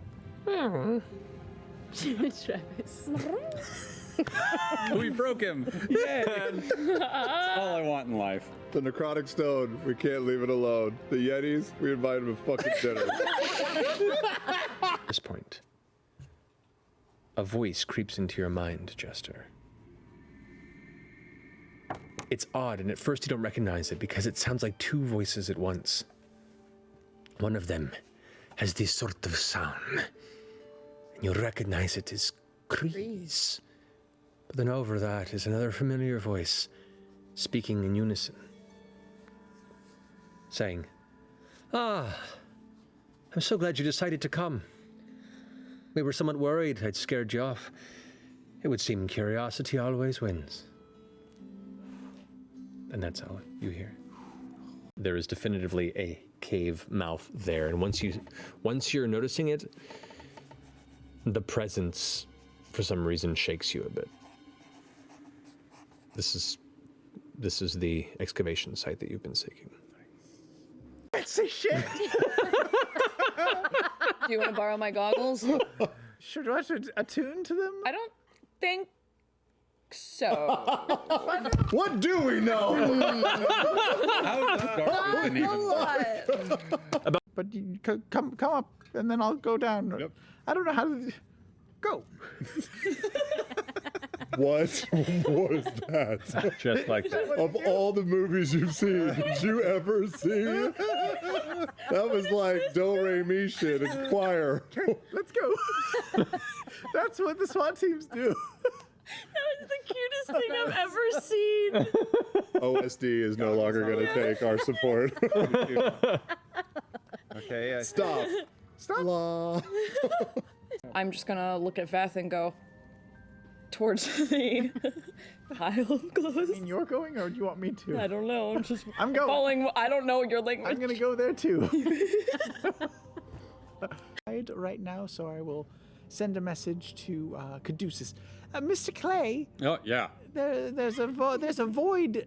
There's a crack and a hole and a void that keeps going forever. One you can after the reply to other this or all message. together at once? What? Oh, hold on. What? What? Oh no. Caduceus doesn't know how answering machines work. Hi, it's me again. Oh, I hey. can only hear. Hi, I can only hear you after I'm done talking, and then that's it. You get to say one thing, so say it now. Now. Okay, great. So there's a void. Should I keep going or should I wait for you? Now talk. I would wait if there's a void. Void sounds like a lot. You should wait. And look within the surrounding chamber around you. It is dark up in here. You wait a moment to go ahead and bring the lights up. Up in here. Sorry. Up in here. And, 6. Tonight's forecast. 15 points of force damage. Okay, it definitely takes the damage. It fails at save miserably. Then the top of the pillar suddenly burst into arcane flame. As it does, immediately you see all these ice entities seem to shiver and quiver at the immediate reaction. You know what I mean? Yeah. Carry on. Queef? Quiff. You know, quiff. It's been a long day. Give me my last laugh, man. It's okay. For that. Indeed. Too cold in here for that. Quiver and shift to the proximity of the fire. You're a child, Marissa. A child.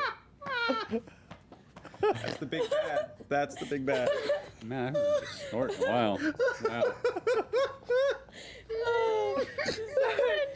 It's the exhaustion. Okay. As it kind of shoots up and ignites and bursts around it.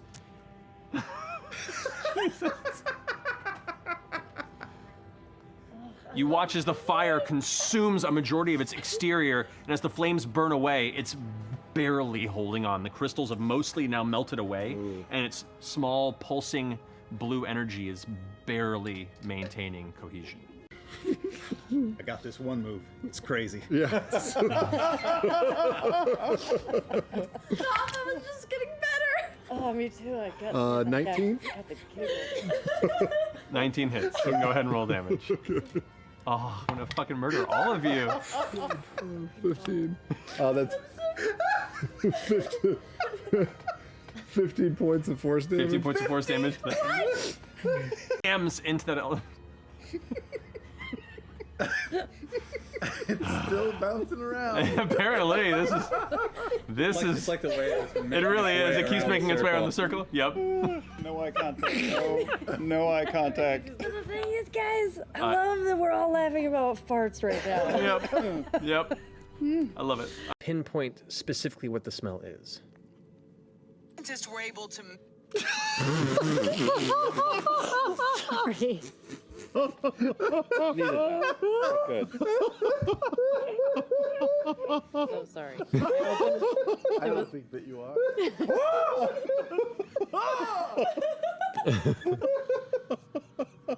We'll post that later on. Capacity. I got a pocket full of buttons. Oh my god! Coming apart at the seams. We are. This is re-entry. Yeah. Oh yeah. One of the heat shields. We are a mentally broken crew tonight. Oh no! Everything's over. Oh, I gotta put this plastic thing up in. That's equal cooch. Okay, there we go. Wow. Wow. This is the year we reclaim our dignity. Alrighty, so Let the eagle soar. this has been a night. What is happening? Who are you? Yeah, she can make. Scientists have allowed her to make one sound.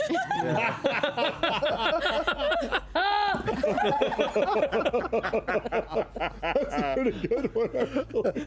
That was really good.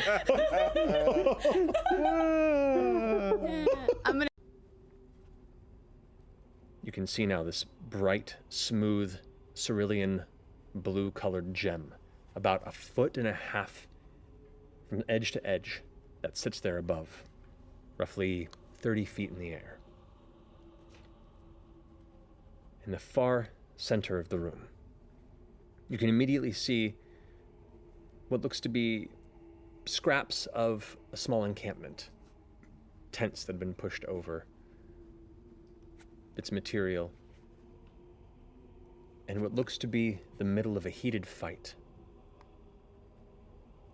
You can see other bodies strewn across the ground, and other figures standing down in the middle of that chamber. You see 2 humanoid figures are cut down immediately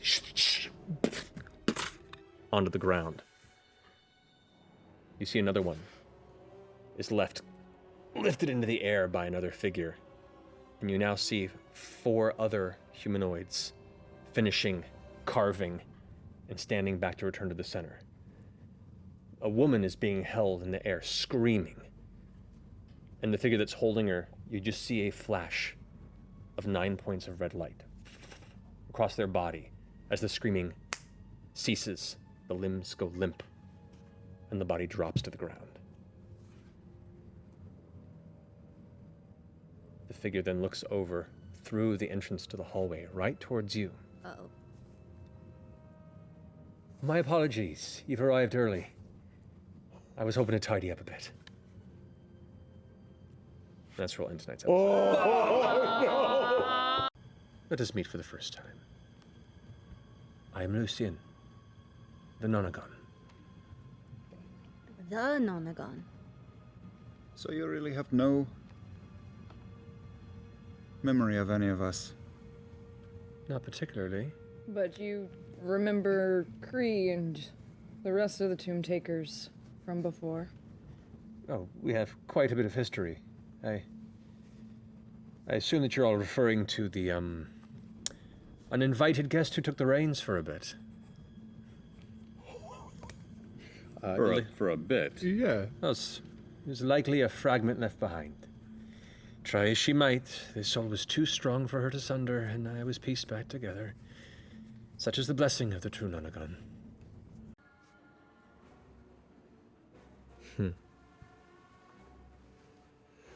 Well, you're free to follow. I can guarantee you where we're going, it's only gonna get stranger. You mentioned your destined precipice. Are you a believer in fate?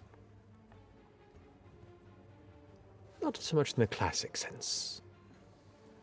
Divinity seems to nudge and push in places, unchallenged. It's interesting that our path has crossed with yours many times now. Wonder why that is. Indeed. That'll do. Well, then lead and we will follow.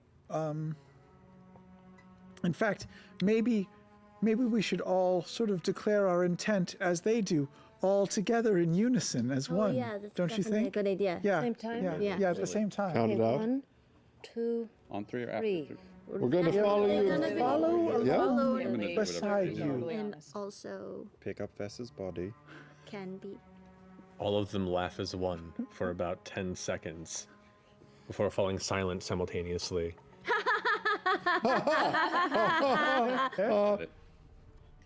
You're real cute.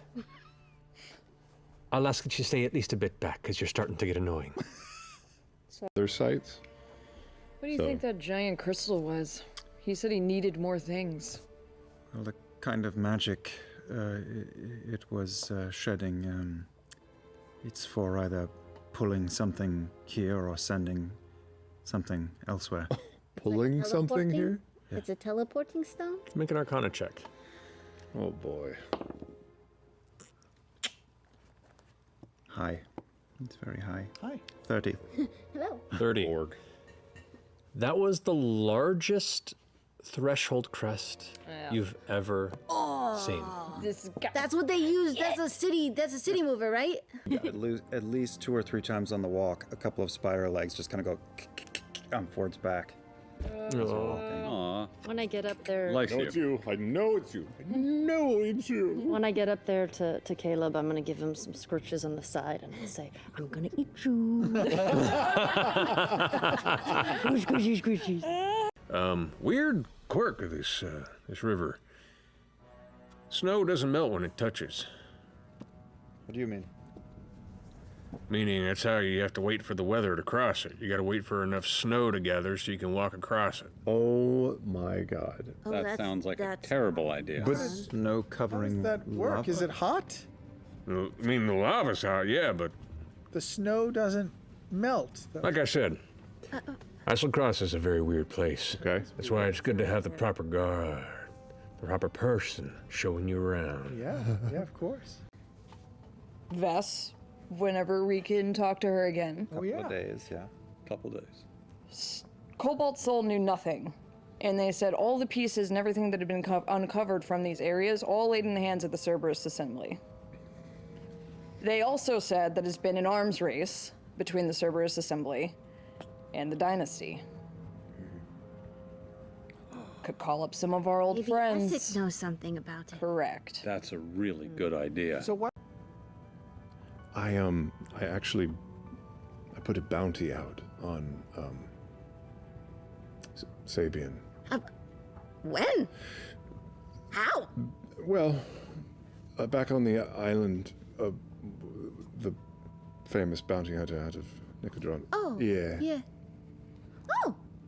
I just figured give them a task with their minds Well, being. how will you know if they find him? I think they are going to communicate by magical means.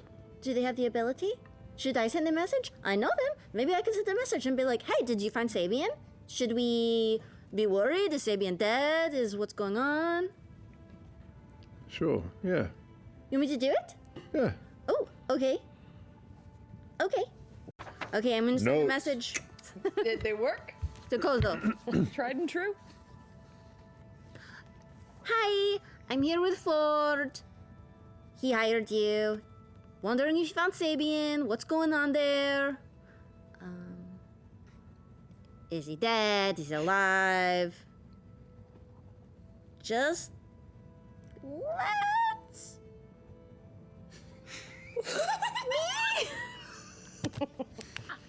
It's the high-pitched squeak at the end that really makes it. You're like, oh. Just someone on the verge of a panic attack. Yep. There's a brief moment before Kotha responds. Oh. Tell Ford, indeed, Sabian has been found. Acquisition will take care and time, as he resides in Darktow. Oh! We was there. Have your cats bring a little mini pie that's full of weasel food? Weasel food specifically? A weasel food pie? It's a great idea. Weasels eat? Other than weasel food. Nuts? Do they? You've been feeding this weasel. And bugs. Been throwing up. Literal bricks. He's 8 pounds. It's just like a bag of marbles. He's like, oh. Get 2 small pies, okay? And if you need to ask Vanya to help carry the other one, get Vanya, and then both of you bring in 2 pies. One of them just fill in a cooked pie crust with bugs. And then the other one, just do like mince some rabbit. Ooh. Okay. Yeah. Yeah. Nina, go and help them. Okay. My cat is in a full hazmat stalking strategy. Are we at some point going to take Vess's body back to the Cerberus assembly and be like, she died a long time ago, here's proof, just trying to clear the record? Or are we going to drop her out the window and say she died out in the wilderness by herself? Well, this is a possible positive of contacting Hey, Astrid because we you guys. Interesting point. Guess what? I just was real curious. So I assume Vess isn't gonna meet us there because she's dead. Yes, Dagon, you are within the circle of trust now. This is a very complicated situation. Wait a second. Oh boy. Who's got the modifier? No. Oh boy. Shit.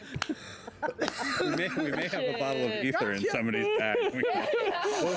Go to sleep. So here's the thing, Dagon. Yeah. Oh yeah.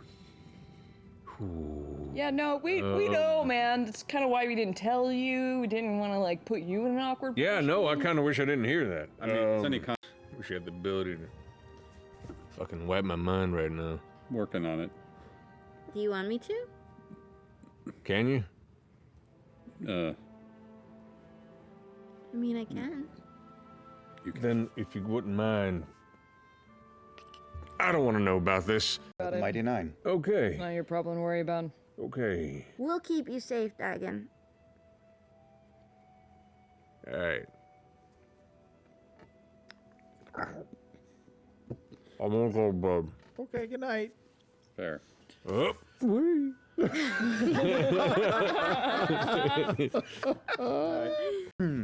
pies of 9. Fake destiny. The pies of the pies of I nine. smell Veth's pie dish and it's just your bourbon. That's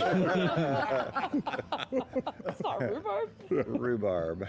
We call it that where I'm from. Merry Christmas. Grandma's special pie. You filthy animal. That pie's for grandma.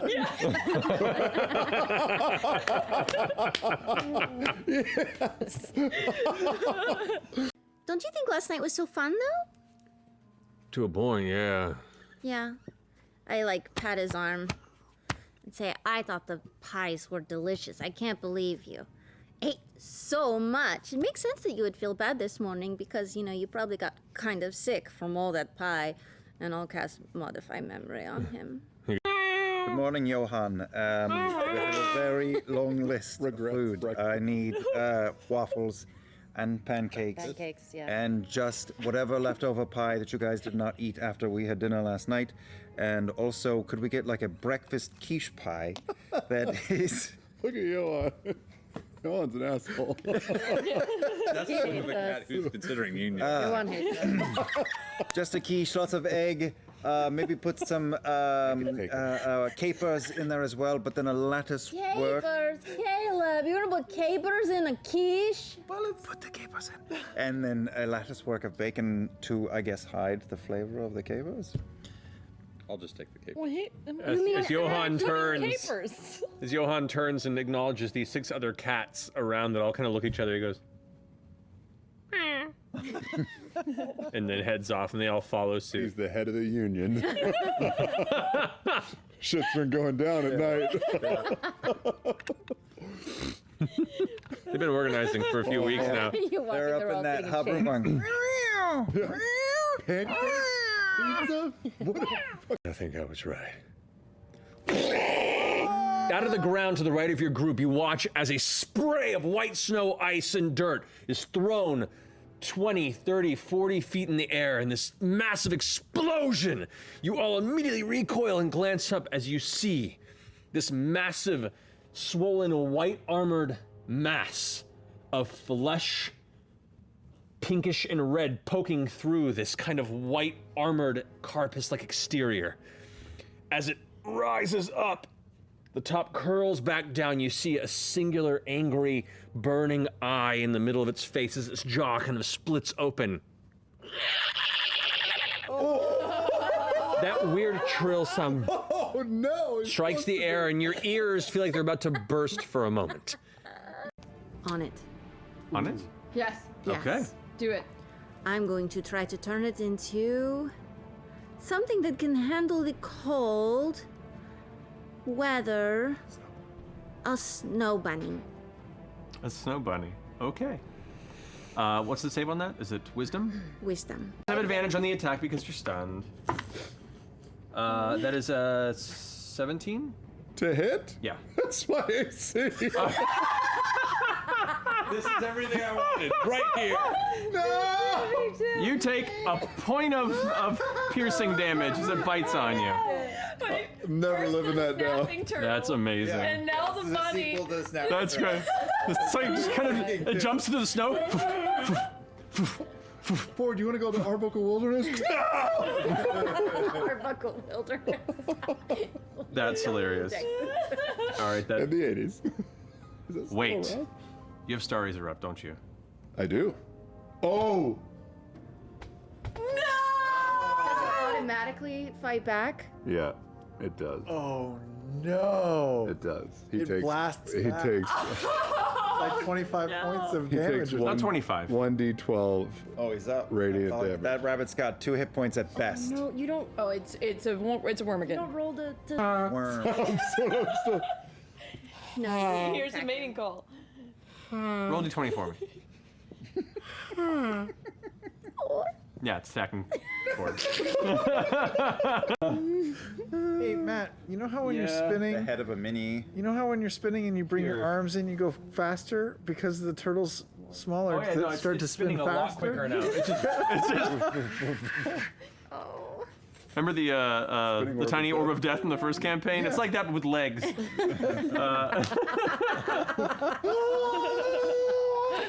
I'm trying to. It's only like this for. I love that you're searching for a smaller. Here. Here. Turtle for an hour. This piece of tiny turtle for a minute. glitter is the turtle. That fucking shot is amazing. Yeah. We're all just good. Turn over the glitter. Thank you for adjusting it for us.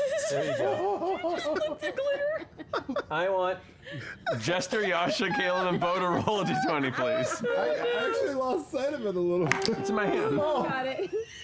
Oh shit. 9. Natural 20. Oh boy, Bowie's coming for you. Coming for me. Better get that news. A little bit over past the next ridge, you can see what looks to be about 5 or 6 wolves that are all kind of circling. Oh, they're wolves. They're doing the thing. Werewolves. They're wolves. Oh. Yeah. Beautiful. Stupid. Yep, stupid art. What if I turn her into a fish first? I worked hate before. you so much. Why me? Why is it turned on to me? I was like 13 in that headshot, man. Oh, you're so 14. Find that. Oh wow.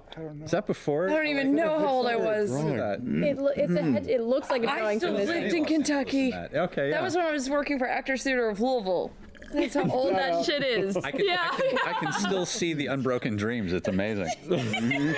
Yeah, see? I'm gonna send a message to Yaza. Okay. Yaza, everything's fine. Beth's okay. She loves you so much. How are you guys? How's Luke? It's cold here. She loves you. Did I already say that? Yeah, that's okay. Could be more than one. His response. Oh, hi. That's great. Thanks for the update. We're good. I think Luke has a crush. But everything's good. Killer. Wait, how old is he, actually? Unclear. I thought 3, but now I'm thinking closer to 13. Not quite. Not quite. Like 5 now, or But a 5-year-old could take a shine. The halfling, you know what, Bo? The halfling aging process is a it's mystery. weird. Sure. yeah, that's pretty much it. I'll send a message. I don't know how many alerts that was. platitude. And you'll never know. Do you have any more, or are you out?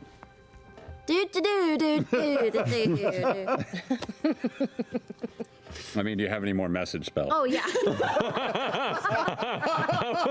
I was like, that is the weirdest response. Robin Hood. We went full Robin Hood. Never go full Robin Hood. Yes or no? Jester just goes full tilt in the middle of this journey. This is to Calliope? Yeah. Okay. Hey, it's Jester! With Caduceus. How are things at home? Mom and Dad okay? How's the Grove? How's the circle of thumbs up? We're gonna be doing dangerous stuff, but it's okay. Be home soon. I'm not. How's the circle of thumbs up? I didn't even hear it. Detail. I'm going to send a message to Kiri. Oh. I haven't talked to her in so long. Oh, is she? Yeah, I approve of this. Let's do this. Birds don't live long. That's not true. She's still alive. Okay. I'm going to send a message to Kiri. All right. Kiri! How are you? We miss you. We're in snow right now. How's Hupperduke?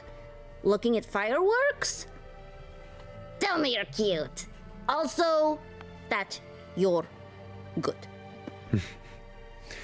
The response comes, We miss you! Hupperduke is interesting. It's fun. We miss you! I built something. there are all these like strange voices coming through with the different phrases from people she's picked up around her since then and such. Please come. I am sweet. And that's where it ends. She built something. Yeti? I mean, I don't know. I can't. That's far. I lean closer to Jester and say, look, you can actually crush them from here. Oh, we've taken care of them, no problem. Dag comes in and goes, you can also pinch them. If that doesn't work, there's nobody even home.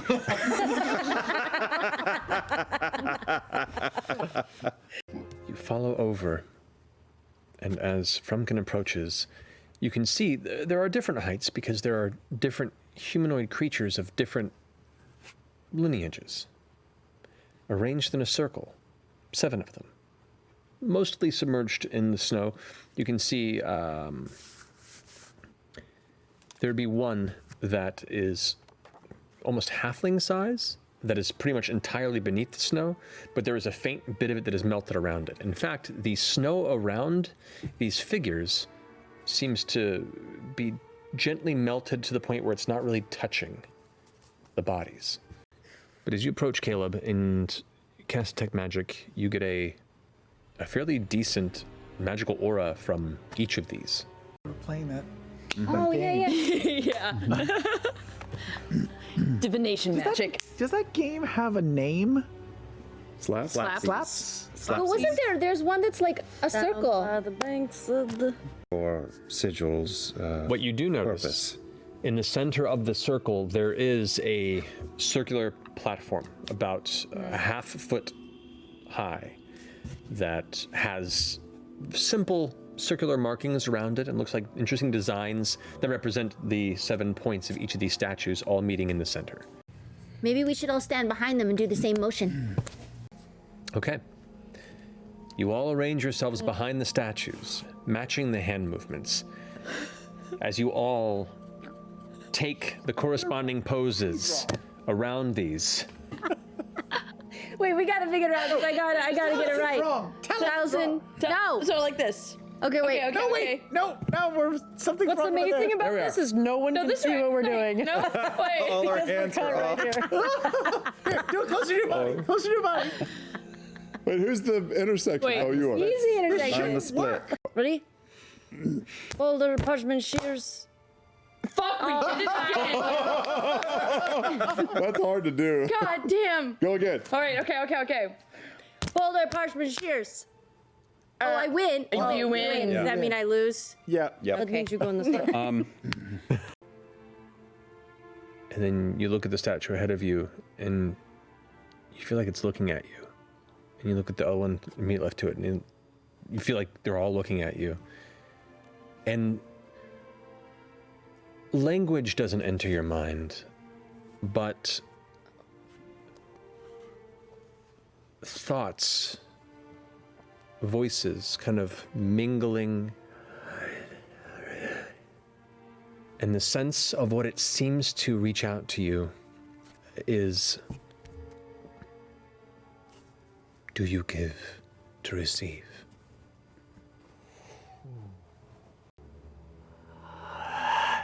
What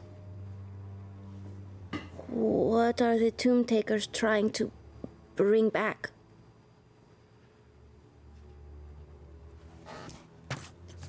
All their eyes begin to glow. And suddenly imagery fills your mind. Familiar imagery of a living city, flexing and shifting. You see this odd architecture, both ancient but beautiful and alien in ways that you've never really seen, except for glimpses of the first excavation you saw. You see imagery of this massive, flexing, in some ways still in stone, in some ways flesh and breathing city ship. There's something about Jester that just looks a little more, I don't know, mature. Huh. Like She looks older. I'm gonna. older or just like she's seen A some little more shit? older. I think they. I'm gonna just get right up. You smell a little. Fuck you. Well, just like a little. Yeah, like Noxzema. Have her. Like moth. Have her horns changed at all? Have her horns changed at all? They've grown a little bit longer, yeah. What is it? I think they took some of your life away. They took time. How much? How much time? Not a lot. I mean, enough that I can see it. Maybe now you'll get like different targeted ads, like mortgage refinancing and like Peloton and stuff now instead of. That's a good point. Yeah. I was getting kind of bored with the old ones. Yeah, of course. Yeah. This may be the last time. What is Somnova? As the head's just there resting.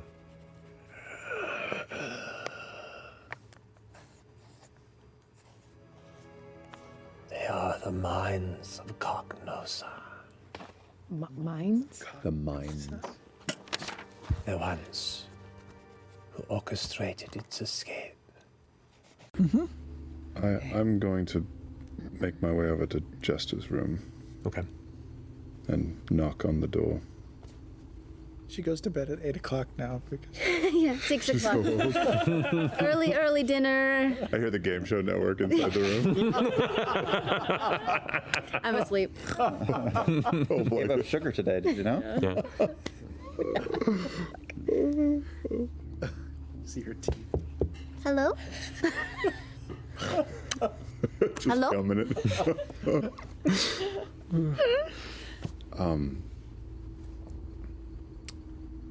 I was really worried about you when you fell. Yeah. This suddenly feels far more serious than I thought it might be. I know. I can't get the image of it out of my head. It's scary. What do you think will happen? I think if they bring it back, it will absorb everything it can. It felt like all of the people that lived there, like they were part of the city now, like they could never escape. It felt like a hell. It felt like torment. And we have to stop it, right? Yeah. I may have a problem. What is it? I saw you standing on that pillar, and it was the first time where I kept myself from trying to stop something that was happening to you, and I didn't do anything, and it's bothered me. You couldn't have done anything, Ford. It was in my head, you know? Yes. I don't want you to gamble with yourself.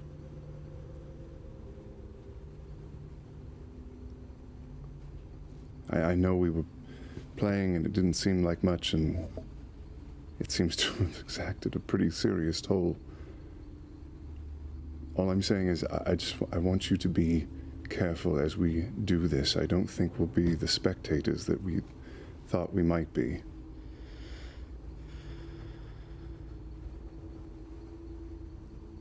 Okay. I want to come out of this and be able to go back to the sea and go back to Nicodranus and go back to where it's warm and not fucking freezing, and... Me too. I just don't know if that's...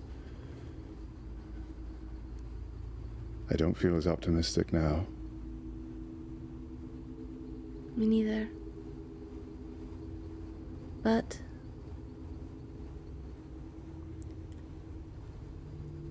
I'll try to be safe. And you should too. But if it comes down to it, if it means stopping that thing,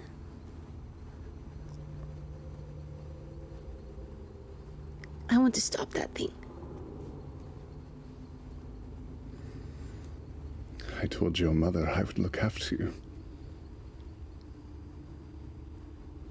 Yeah, we'll be fine, Ford. We always are.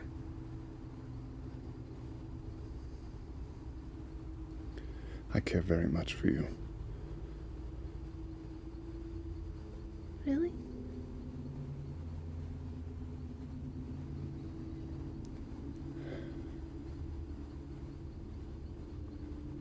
Is it because I have chiseled cheekbones now? It's the longer horns. Yeah, it really does it, doesn't it? Yeah. Gives you an intimidating look. And I pull her in.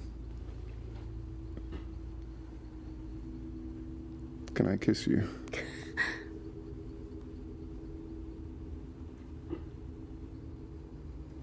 I kiss her.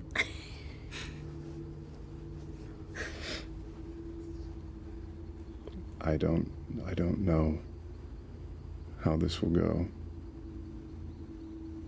But I can't promise that I'm gonna let you just throw yourself at this thing.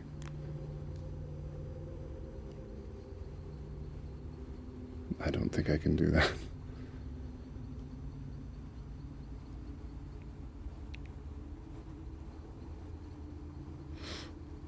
I don't have an argument.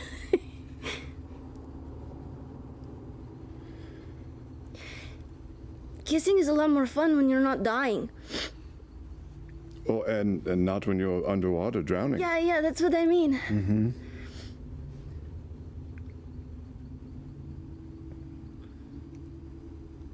I don't know what to do with myself anymore. I've wanted to do it for a while. I'm kind of a big coward. No, Ford, you're very brave. I am very brave, aren't I? You are. I feel a bit better. Me too. Are we sure we have to go fight this city? We have could to just go fight leave, the city. We have to fight it, We Ford. could take cats and just flee. We have to fight it. All right.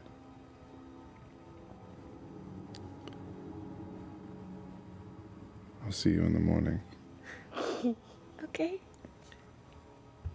Good night. Good night, Ford. I'll leave.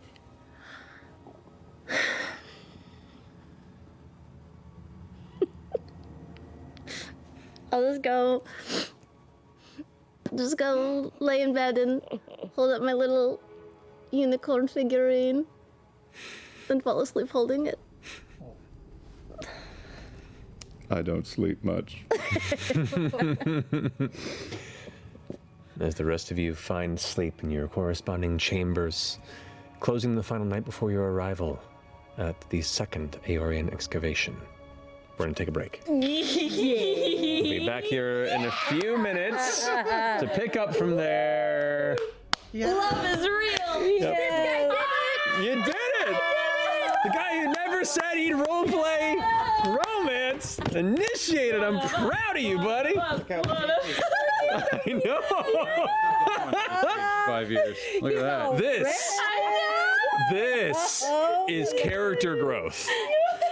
Like, I'm not talking about Ford. I'm talking about Travis.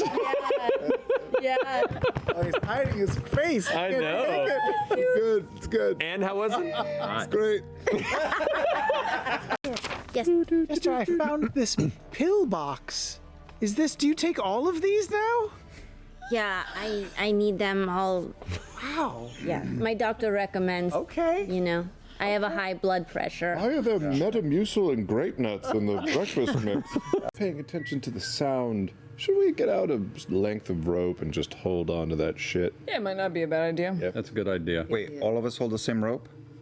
So if one person falls down, they pull everyone else with them? No, everyone else catches that person. Well, the weight distribution is hopefully in the favor of the group and not the one person falling. Not that I'm a physicist. I see that as a charm bracelet going right off the side. Right. Well, but we could do a science experiment. I will turn into a bat. You know.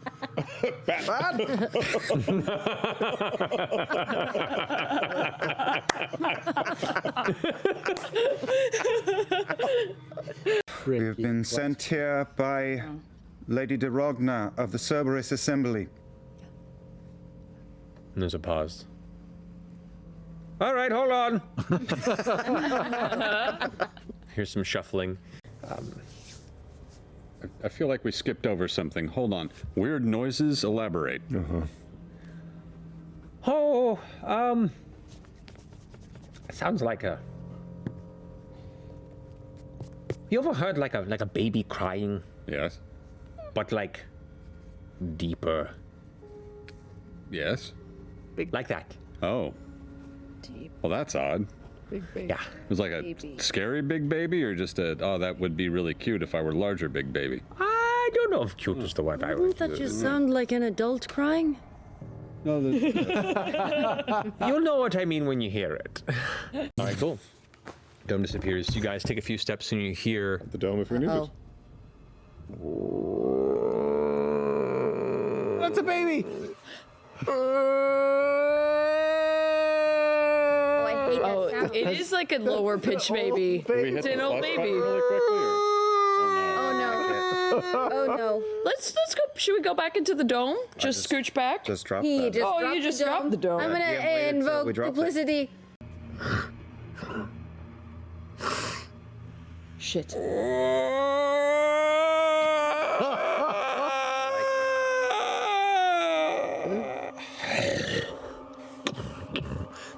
as it gets louder and louder before eventually you see the light begin to fill the floor as there is this dangling, swinging orb of light.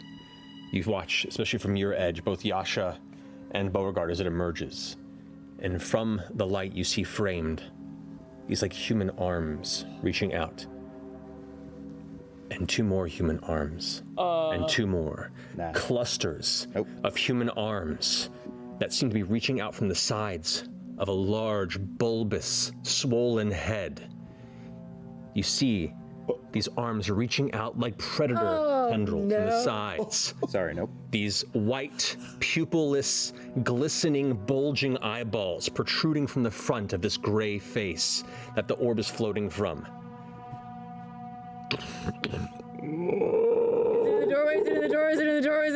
The doorway.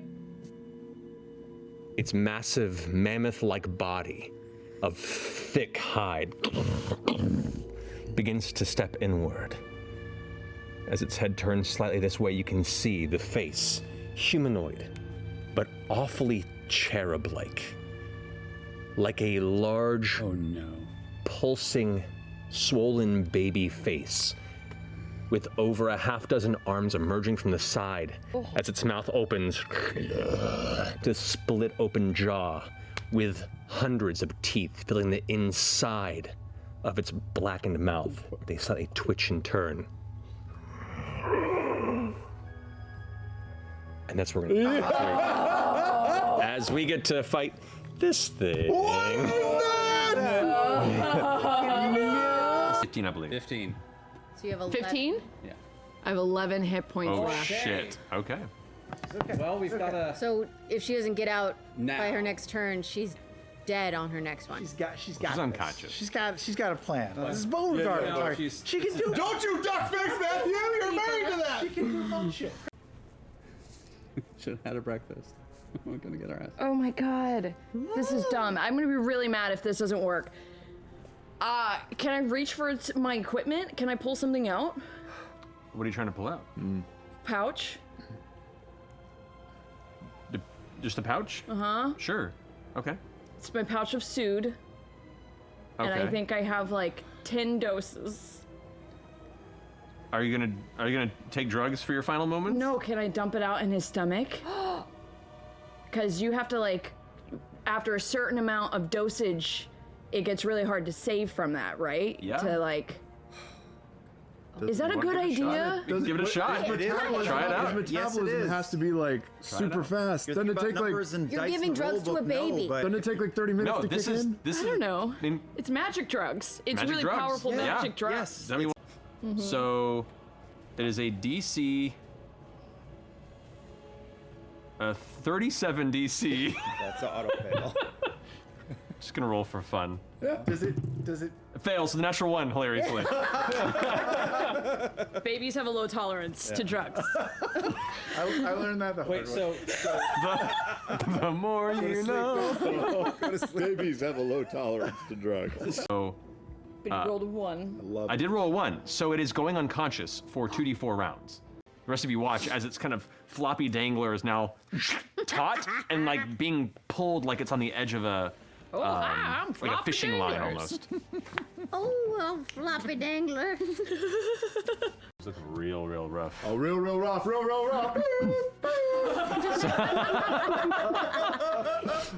What do you do? Loot the body. Fuck. Yes. We fuck. I mean, anything right now to feel alive. Maybe not fuck. You okay? Yeah. Well, I mean, I don't know if there's much to loot. We could take some meat in case we get hungry later. I do. I'm wouldn't picking up do its that. oversized I don't know eyeball. Where that fucking came from. Right. Worth it. I'll find more drugs. I'll find more drugs. There are more drugs. Yeah, There's more drugs out there. there are. You're right. Gives me hope. Yeah. Something to keep going for. The drugs will come out tomorrow.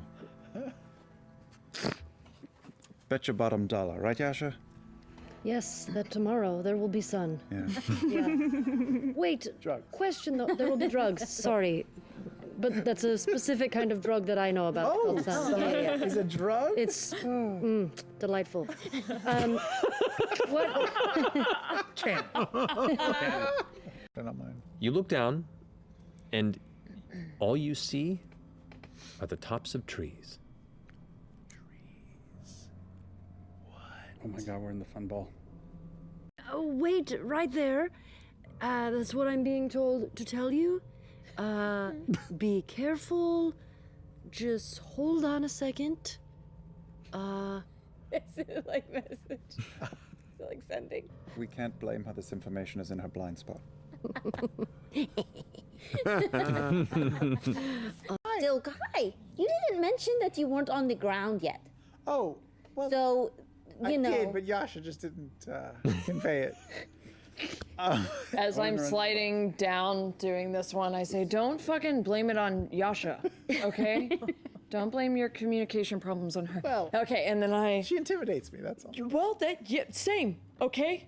Why were we whispering? What was the point of whispering? I'm gonna We're try. breaking out the fucking rave sticks. Yes, hello, Nott. I'm making sure you are okay. Does this work?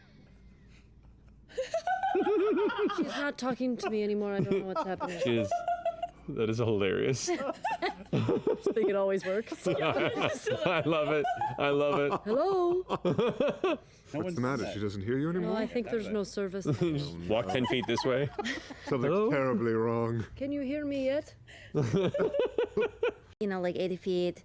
She doesn't see anybody. It's a big ass tree. Are we rolling yet? But she wants Caduceus. She wants Caduceus? Yeah. 'Cause Why didn't she apparently want it's us? like, well, because I we mean, don't we're know about here. nature the same way that Caduceus does, you know? Well, I mean, it's a tree. It's true. I could look at it and say it's a tree. That's true. I mean, I could say that too. Okay. Caduceus is slow as fuck, so while he gets down here, I'm gonna go on and The go. episode we all turn Okay, on you. each other. It's this cave, you guys. Weapons. Veth, we're coming down. I figured maybe you didn't respond because I called you not, so we're coming down in just a moment. Please stay safe. Okay. Oh, don't. And do I see Veth? No, Beth is nowhere in sight. I don't see Veth? 80 feet down. No, I'm down. Oh, I'm on the tree. You're on the tree. Okay, I go the rest of the way down. Okay. You go all the way down? Yeah. I'm hiding. Yeah, you don't see Beth. You have the light of a rave stick to look by, and you don't see Beth anywhere. And I click it off. Veth, I'm here. You bitch. I know you're fucking down here, you bitch.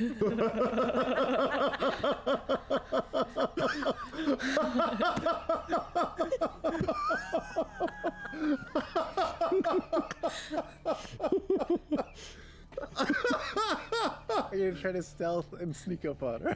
Okay. You bitch. You bitch.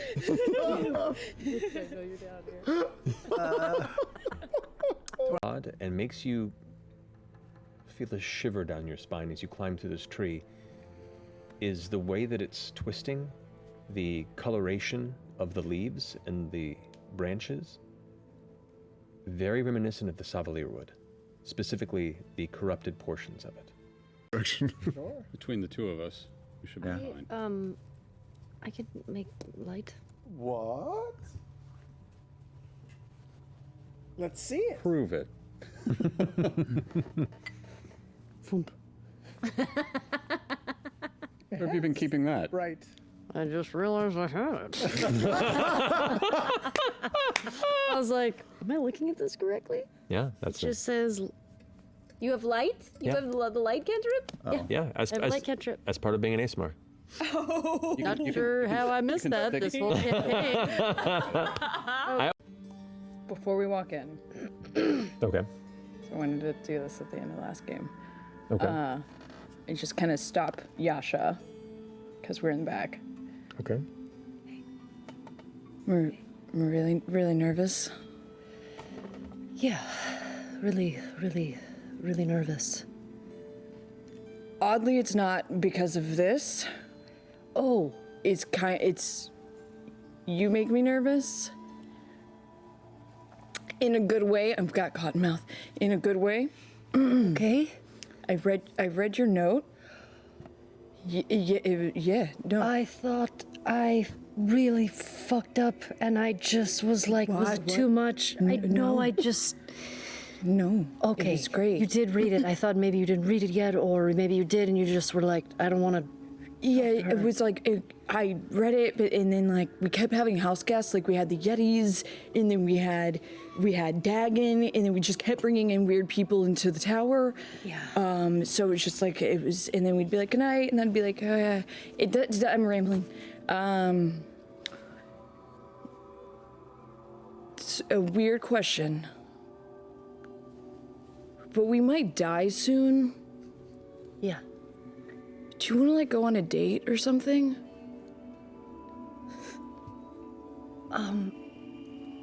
Yes, of course. Yeah? Okay. I never like do anything the right way, and so I figured that maybe with this I should just go like start from the beginning, and we haven't really had we had like a beginning, and then we had like a you stabbed me thing, and then now we kind of need like a second beginning. I would love that more than anything. Okay. Well, that limits What me. is this shirt? Oh, yes. Yes. Let you all suffer as I have suffered for years. Oh no, I'm terrified for when it gets Young around. Ashley kind of looks like young Billy Boyd. Oh Yeah. hell yes! You Thanks. You got a little bit of a Hobbit vibe. What's about It's cute. second breakfast? Yes. I dig it. I'm gonna try something stupid. Do it. Go. Let's go. A long time ago, Yes. Jester painted me a banana peel. Yes. It's a magical banana peel. Yes. I'm gonna No, all sneak the up items. and throw it right in front of the monster's foot and see if it will slip on the banana peel. Okay. Okay. So if you're gonna sneak up, roll a stealth check. Use its reaction to swing back at you with its bladed lance because it has a reach. Okay. So. All right, that is a 30 to hit. Yeah. Okay. Do I just die outright? Yeah. Ow!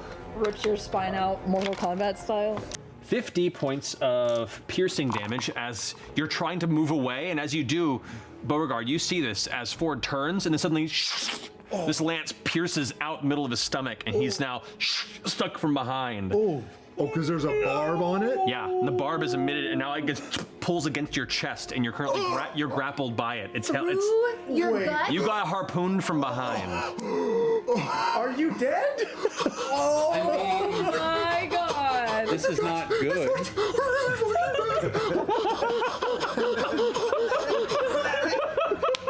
You're gonna be okay. The sword. A little crinkled I just inward. look out and go. Ah!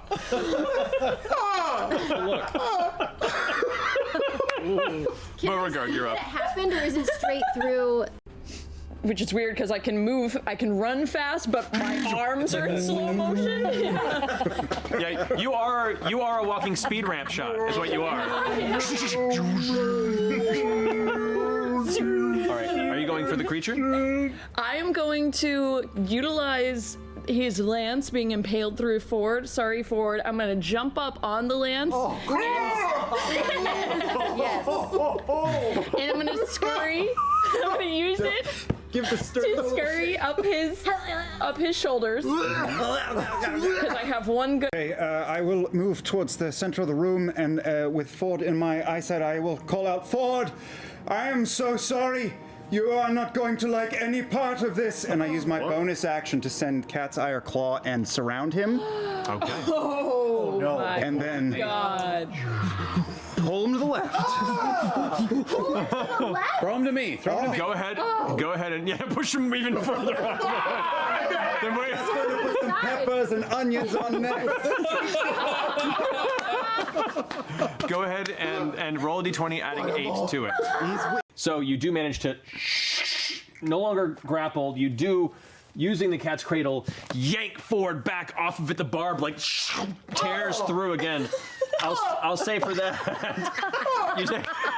you take another 4 points of piercing damage.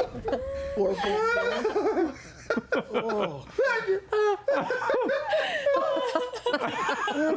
But you are no longer grappled. That was a bonus action. There's a moment of shock for it as it vanishes and the cat releases you and you look down and the armor itself the plate is wedged apart and you look down to see how bad it is and you just see a hole, like a hole that big where it's just muscle and blood. I'm gonna Holding her, but it's hurt. It's having a rough time holding together. Because it was a 28, automatically fires again. Mm-hmm. Ooh, that's no good. Do you have a D4 added to that? Now I do. It's still no good. 9 plus 11, 20. 20 does not hit him. But I also have a bonus action to shoot again. You do? Yeah. Natural 1. No! That means it hits me! Yep. That was a roller coaster of a round. Yes! It gives me 5 points of damage. Head in the game. Head in the game. Alrighty. Yeah, I fire once. I fired twice. It didn't work. So then I'm like, what the?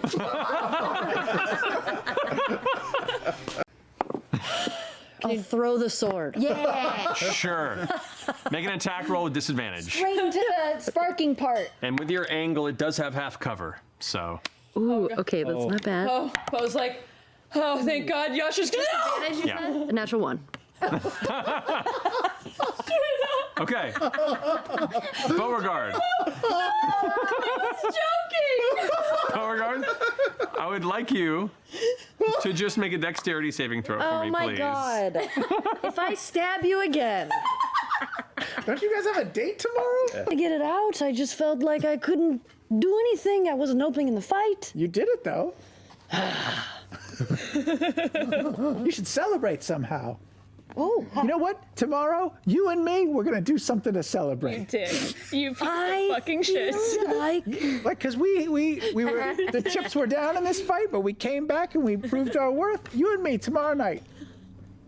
We'll figure out something. Busy. I have plans. No, but I mean, we're on a crazy island of doom that you don't have plans. It's impossible.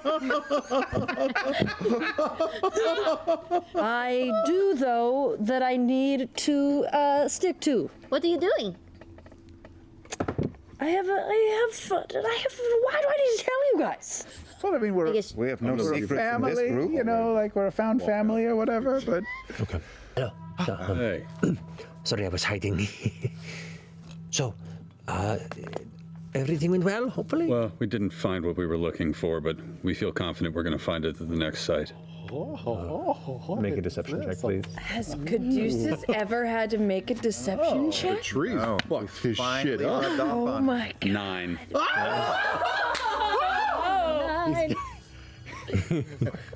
He just stabs you, no. There's a reason I don't do this. Just goes, huh. You see now his eyes look extremely untrusting. The combination of reading a lie out of the gate and not finding his friends, you can already see the math in his head going, and he just begins to kind of step back a little bit. Did we take anything to prove? I rolled a 1, so. Shit, we're gonna have to kill this guy.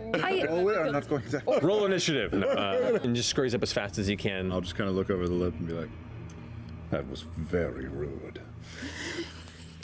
He kind of like gets to the top and steps onto it. We're back, baby.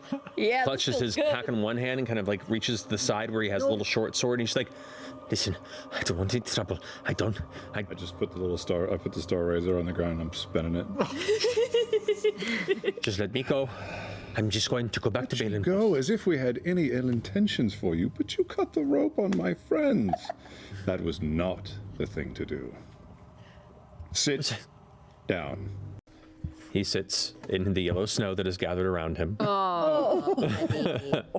I crest the top and land and say, that was a mistake. You cut the rope on my friends, and I am not gonna let that. Seems like I'm. That was inspired. Hey, Bo. Yeah. Bo. Yeah. Listen, I've noticed that you. I've been spending some time talking to Yasha a bit more.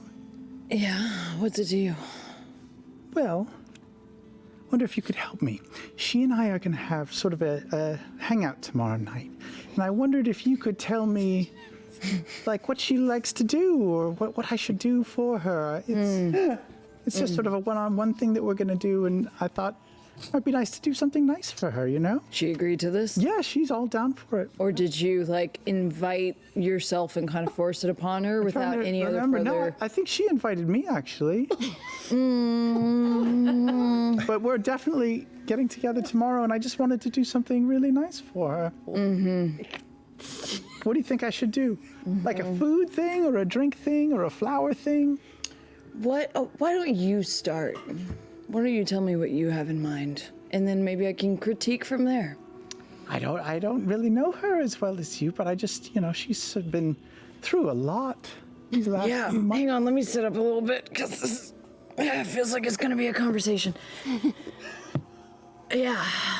I just want her to. Sometimes I feel like she doesn't feel like she's part of the family, And Sure, yeah. Something really sweet. I mean, you could almost say the same thing about Caduceus, though, too. Been trying to make sure he feels included, and that's a great idea. Why don't you do something with him tomorrow night to make him feel real welcome? Yeah, you love that. Yeah. Great idea. You know, Yourself. I'll steal that door.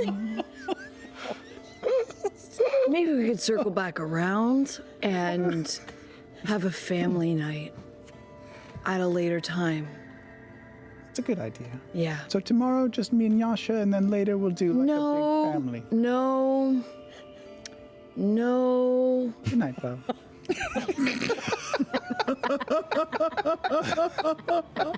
Good night, Beth. Oh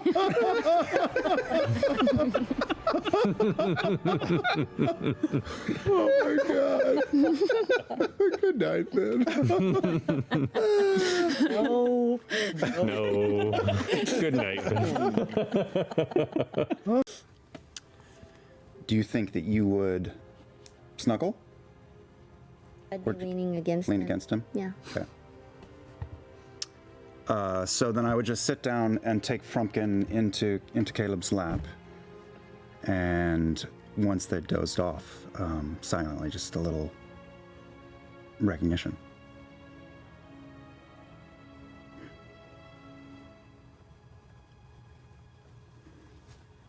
And I scoop Frumpkin up onto my shoulders like a scarf. And just look out through the hole at the top. And wait and pass my time. Okay. And take a deep, cold breath of morning air and glance about and kind of glance over there, and you see, kind of sitting in the snow across the way, a purple-skinned figure with horns sitting there, kind of looks like he's taking the dirt out from under his fingernails in his heavy furred cloak, and looks up. Damn it. Ah, just wondering when you were waking. I've been awake. Wow. I just sort of was, I was busy. This is nice. Does this mean we don't get a long rest if we? You have not completed a long rest. Shit. I'll tell you a joke or something in Halfling. Okay. If he laughs, then we know. Then we know. What if it's just a shitty joke and he doesn't? Oh, it's gonna be a shitty joke. Digging deep into something. You have jokes written down? I do. Of course you do. From my hideous laughter spell. I have one that I wrote down maybe 6 months ago. Okay, ready? In Halfling, I'll say, what did Captain Tusktooth say when he forgot how to captain the ship? I don't know. What did he say? Long time no see. You don't hear any reaction. For one reason or the other. Though you do hear a mild groan from a voice you don't recognize on the other side of the outside of the dome. One of them speaks Halfling. One of them speaks Halfling. Okay. I think he's gonna go for it. No. I guess we could just, it just feels rude. I don't know. Rude? I dipped my toe into the world of deceit and ill intention, and it did not turn out well. Yeah. We could give him the stone for 2 hours of sleep. Let us sleep for an hour and 55 minutes and we'll give you everything you want.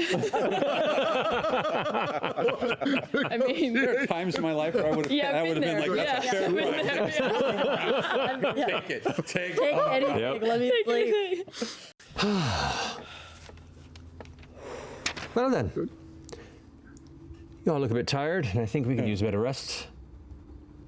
Finish up, have some breakfast. Then I guess we'll be on our way together. Yeah, that sounds nice, actually. Bit more sleep, some food. Yep. Yep. I think we've got quite a bit to talk about on the road ahead. And that's our end tonight. How did he find us? I guess if he's seen us, he can scry on any of us, right? Because we slept near the thing. Oh my If we had God, we're gonna slept get in the 2 more hours sleep. Do you know what that means? It means brunch with the devil. I'm so excited. There's a lot of things someone can do with a fraction of your blood. Oh, that fucking cat. Has our blood. El gato es diablo, I told you. That was long ago. It's gotten bad by now,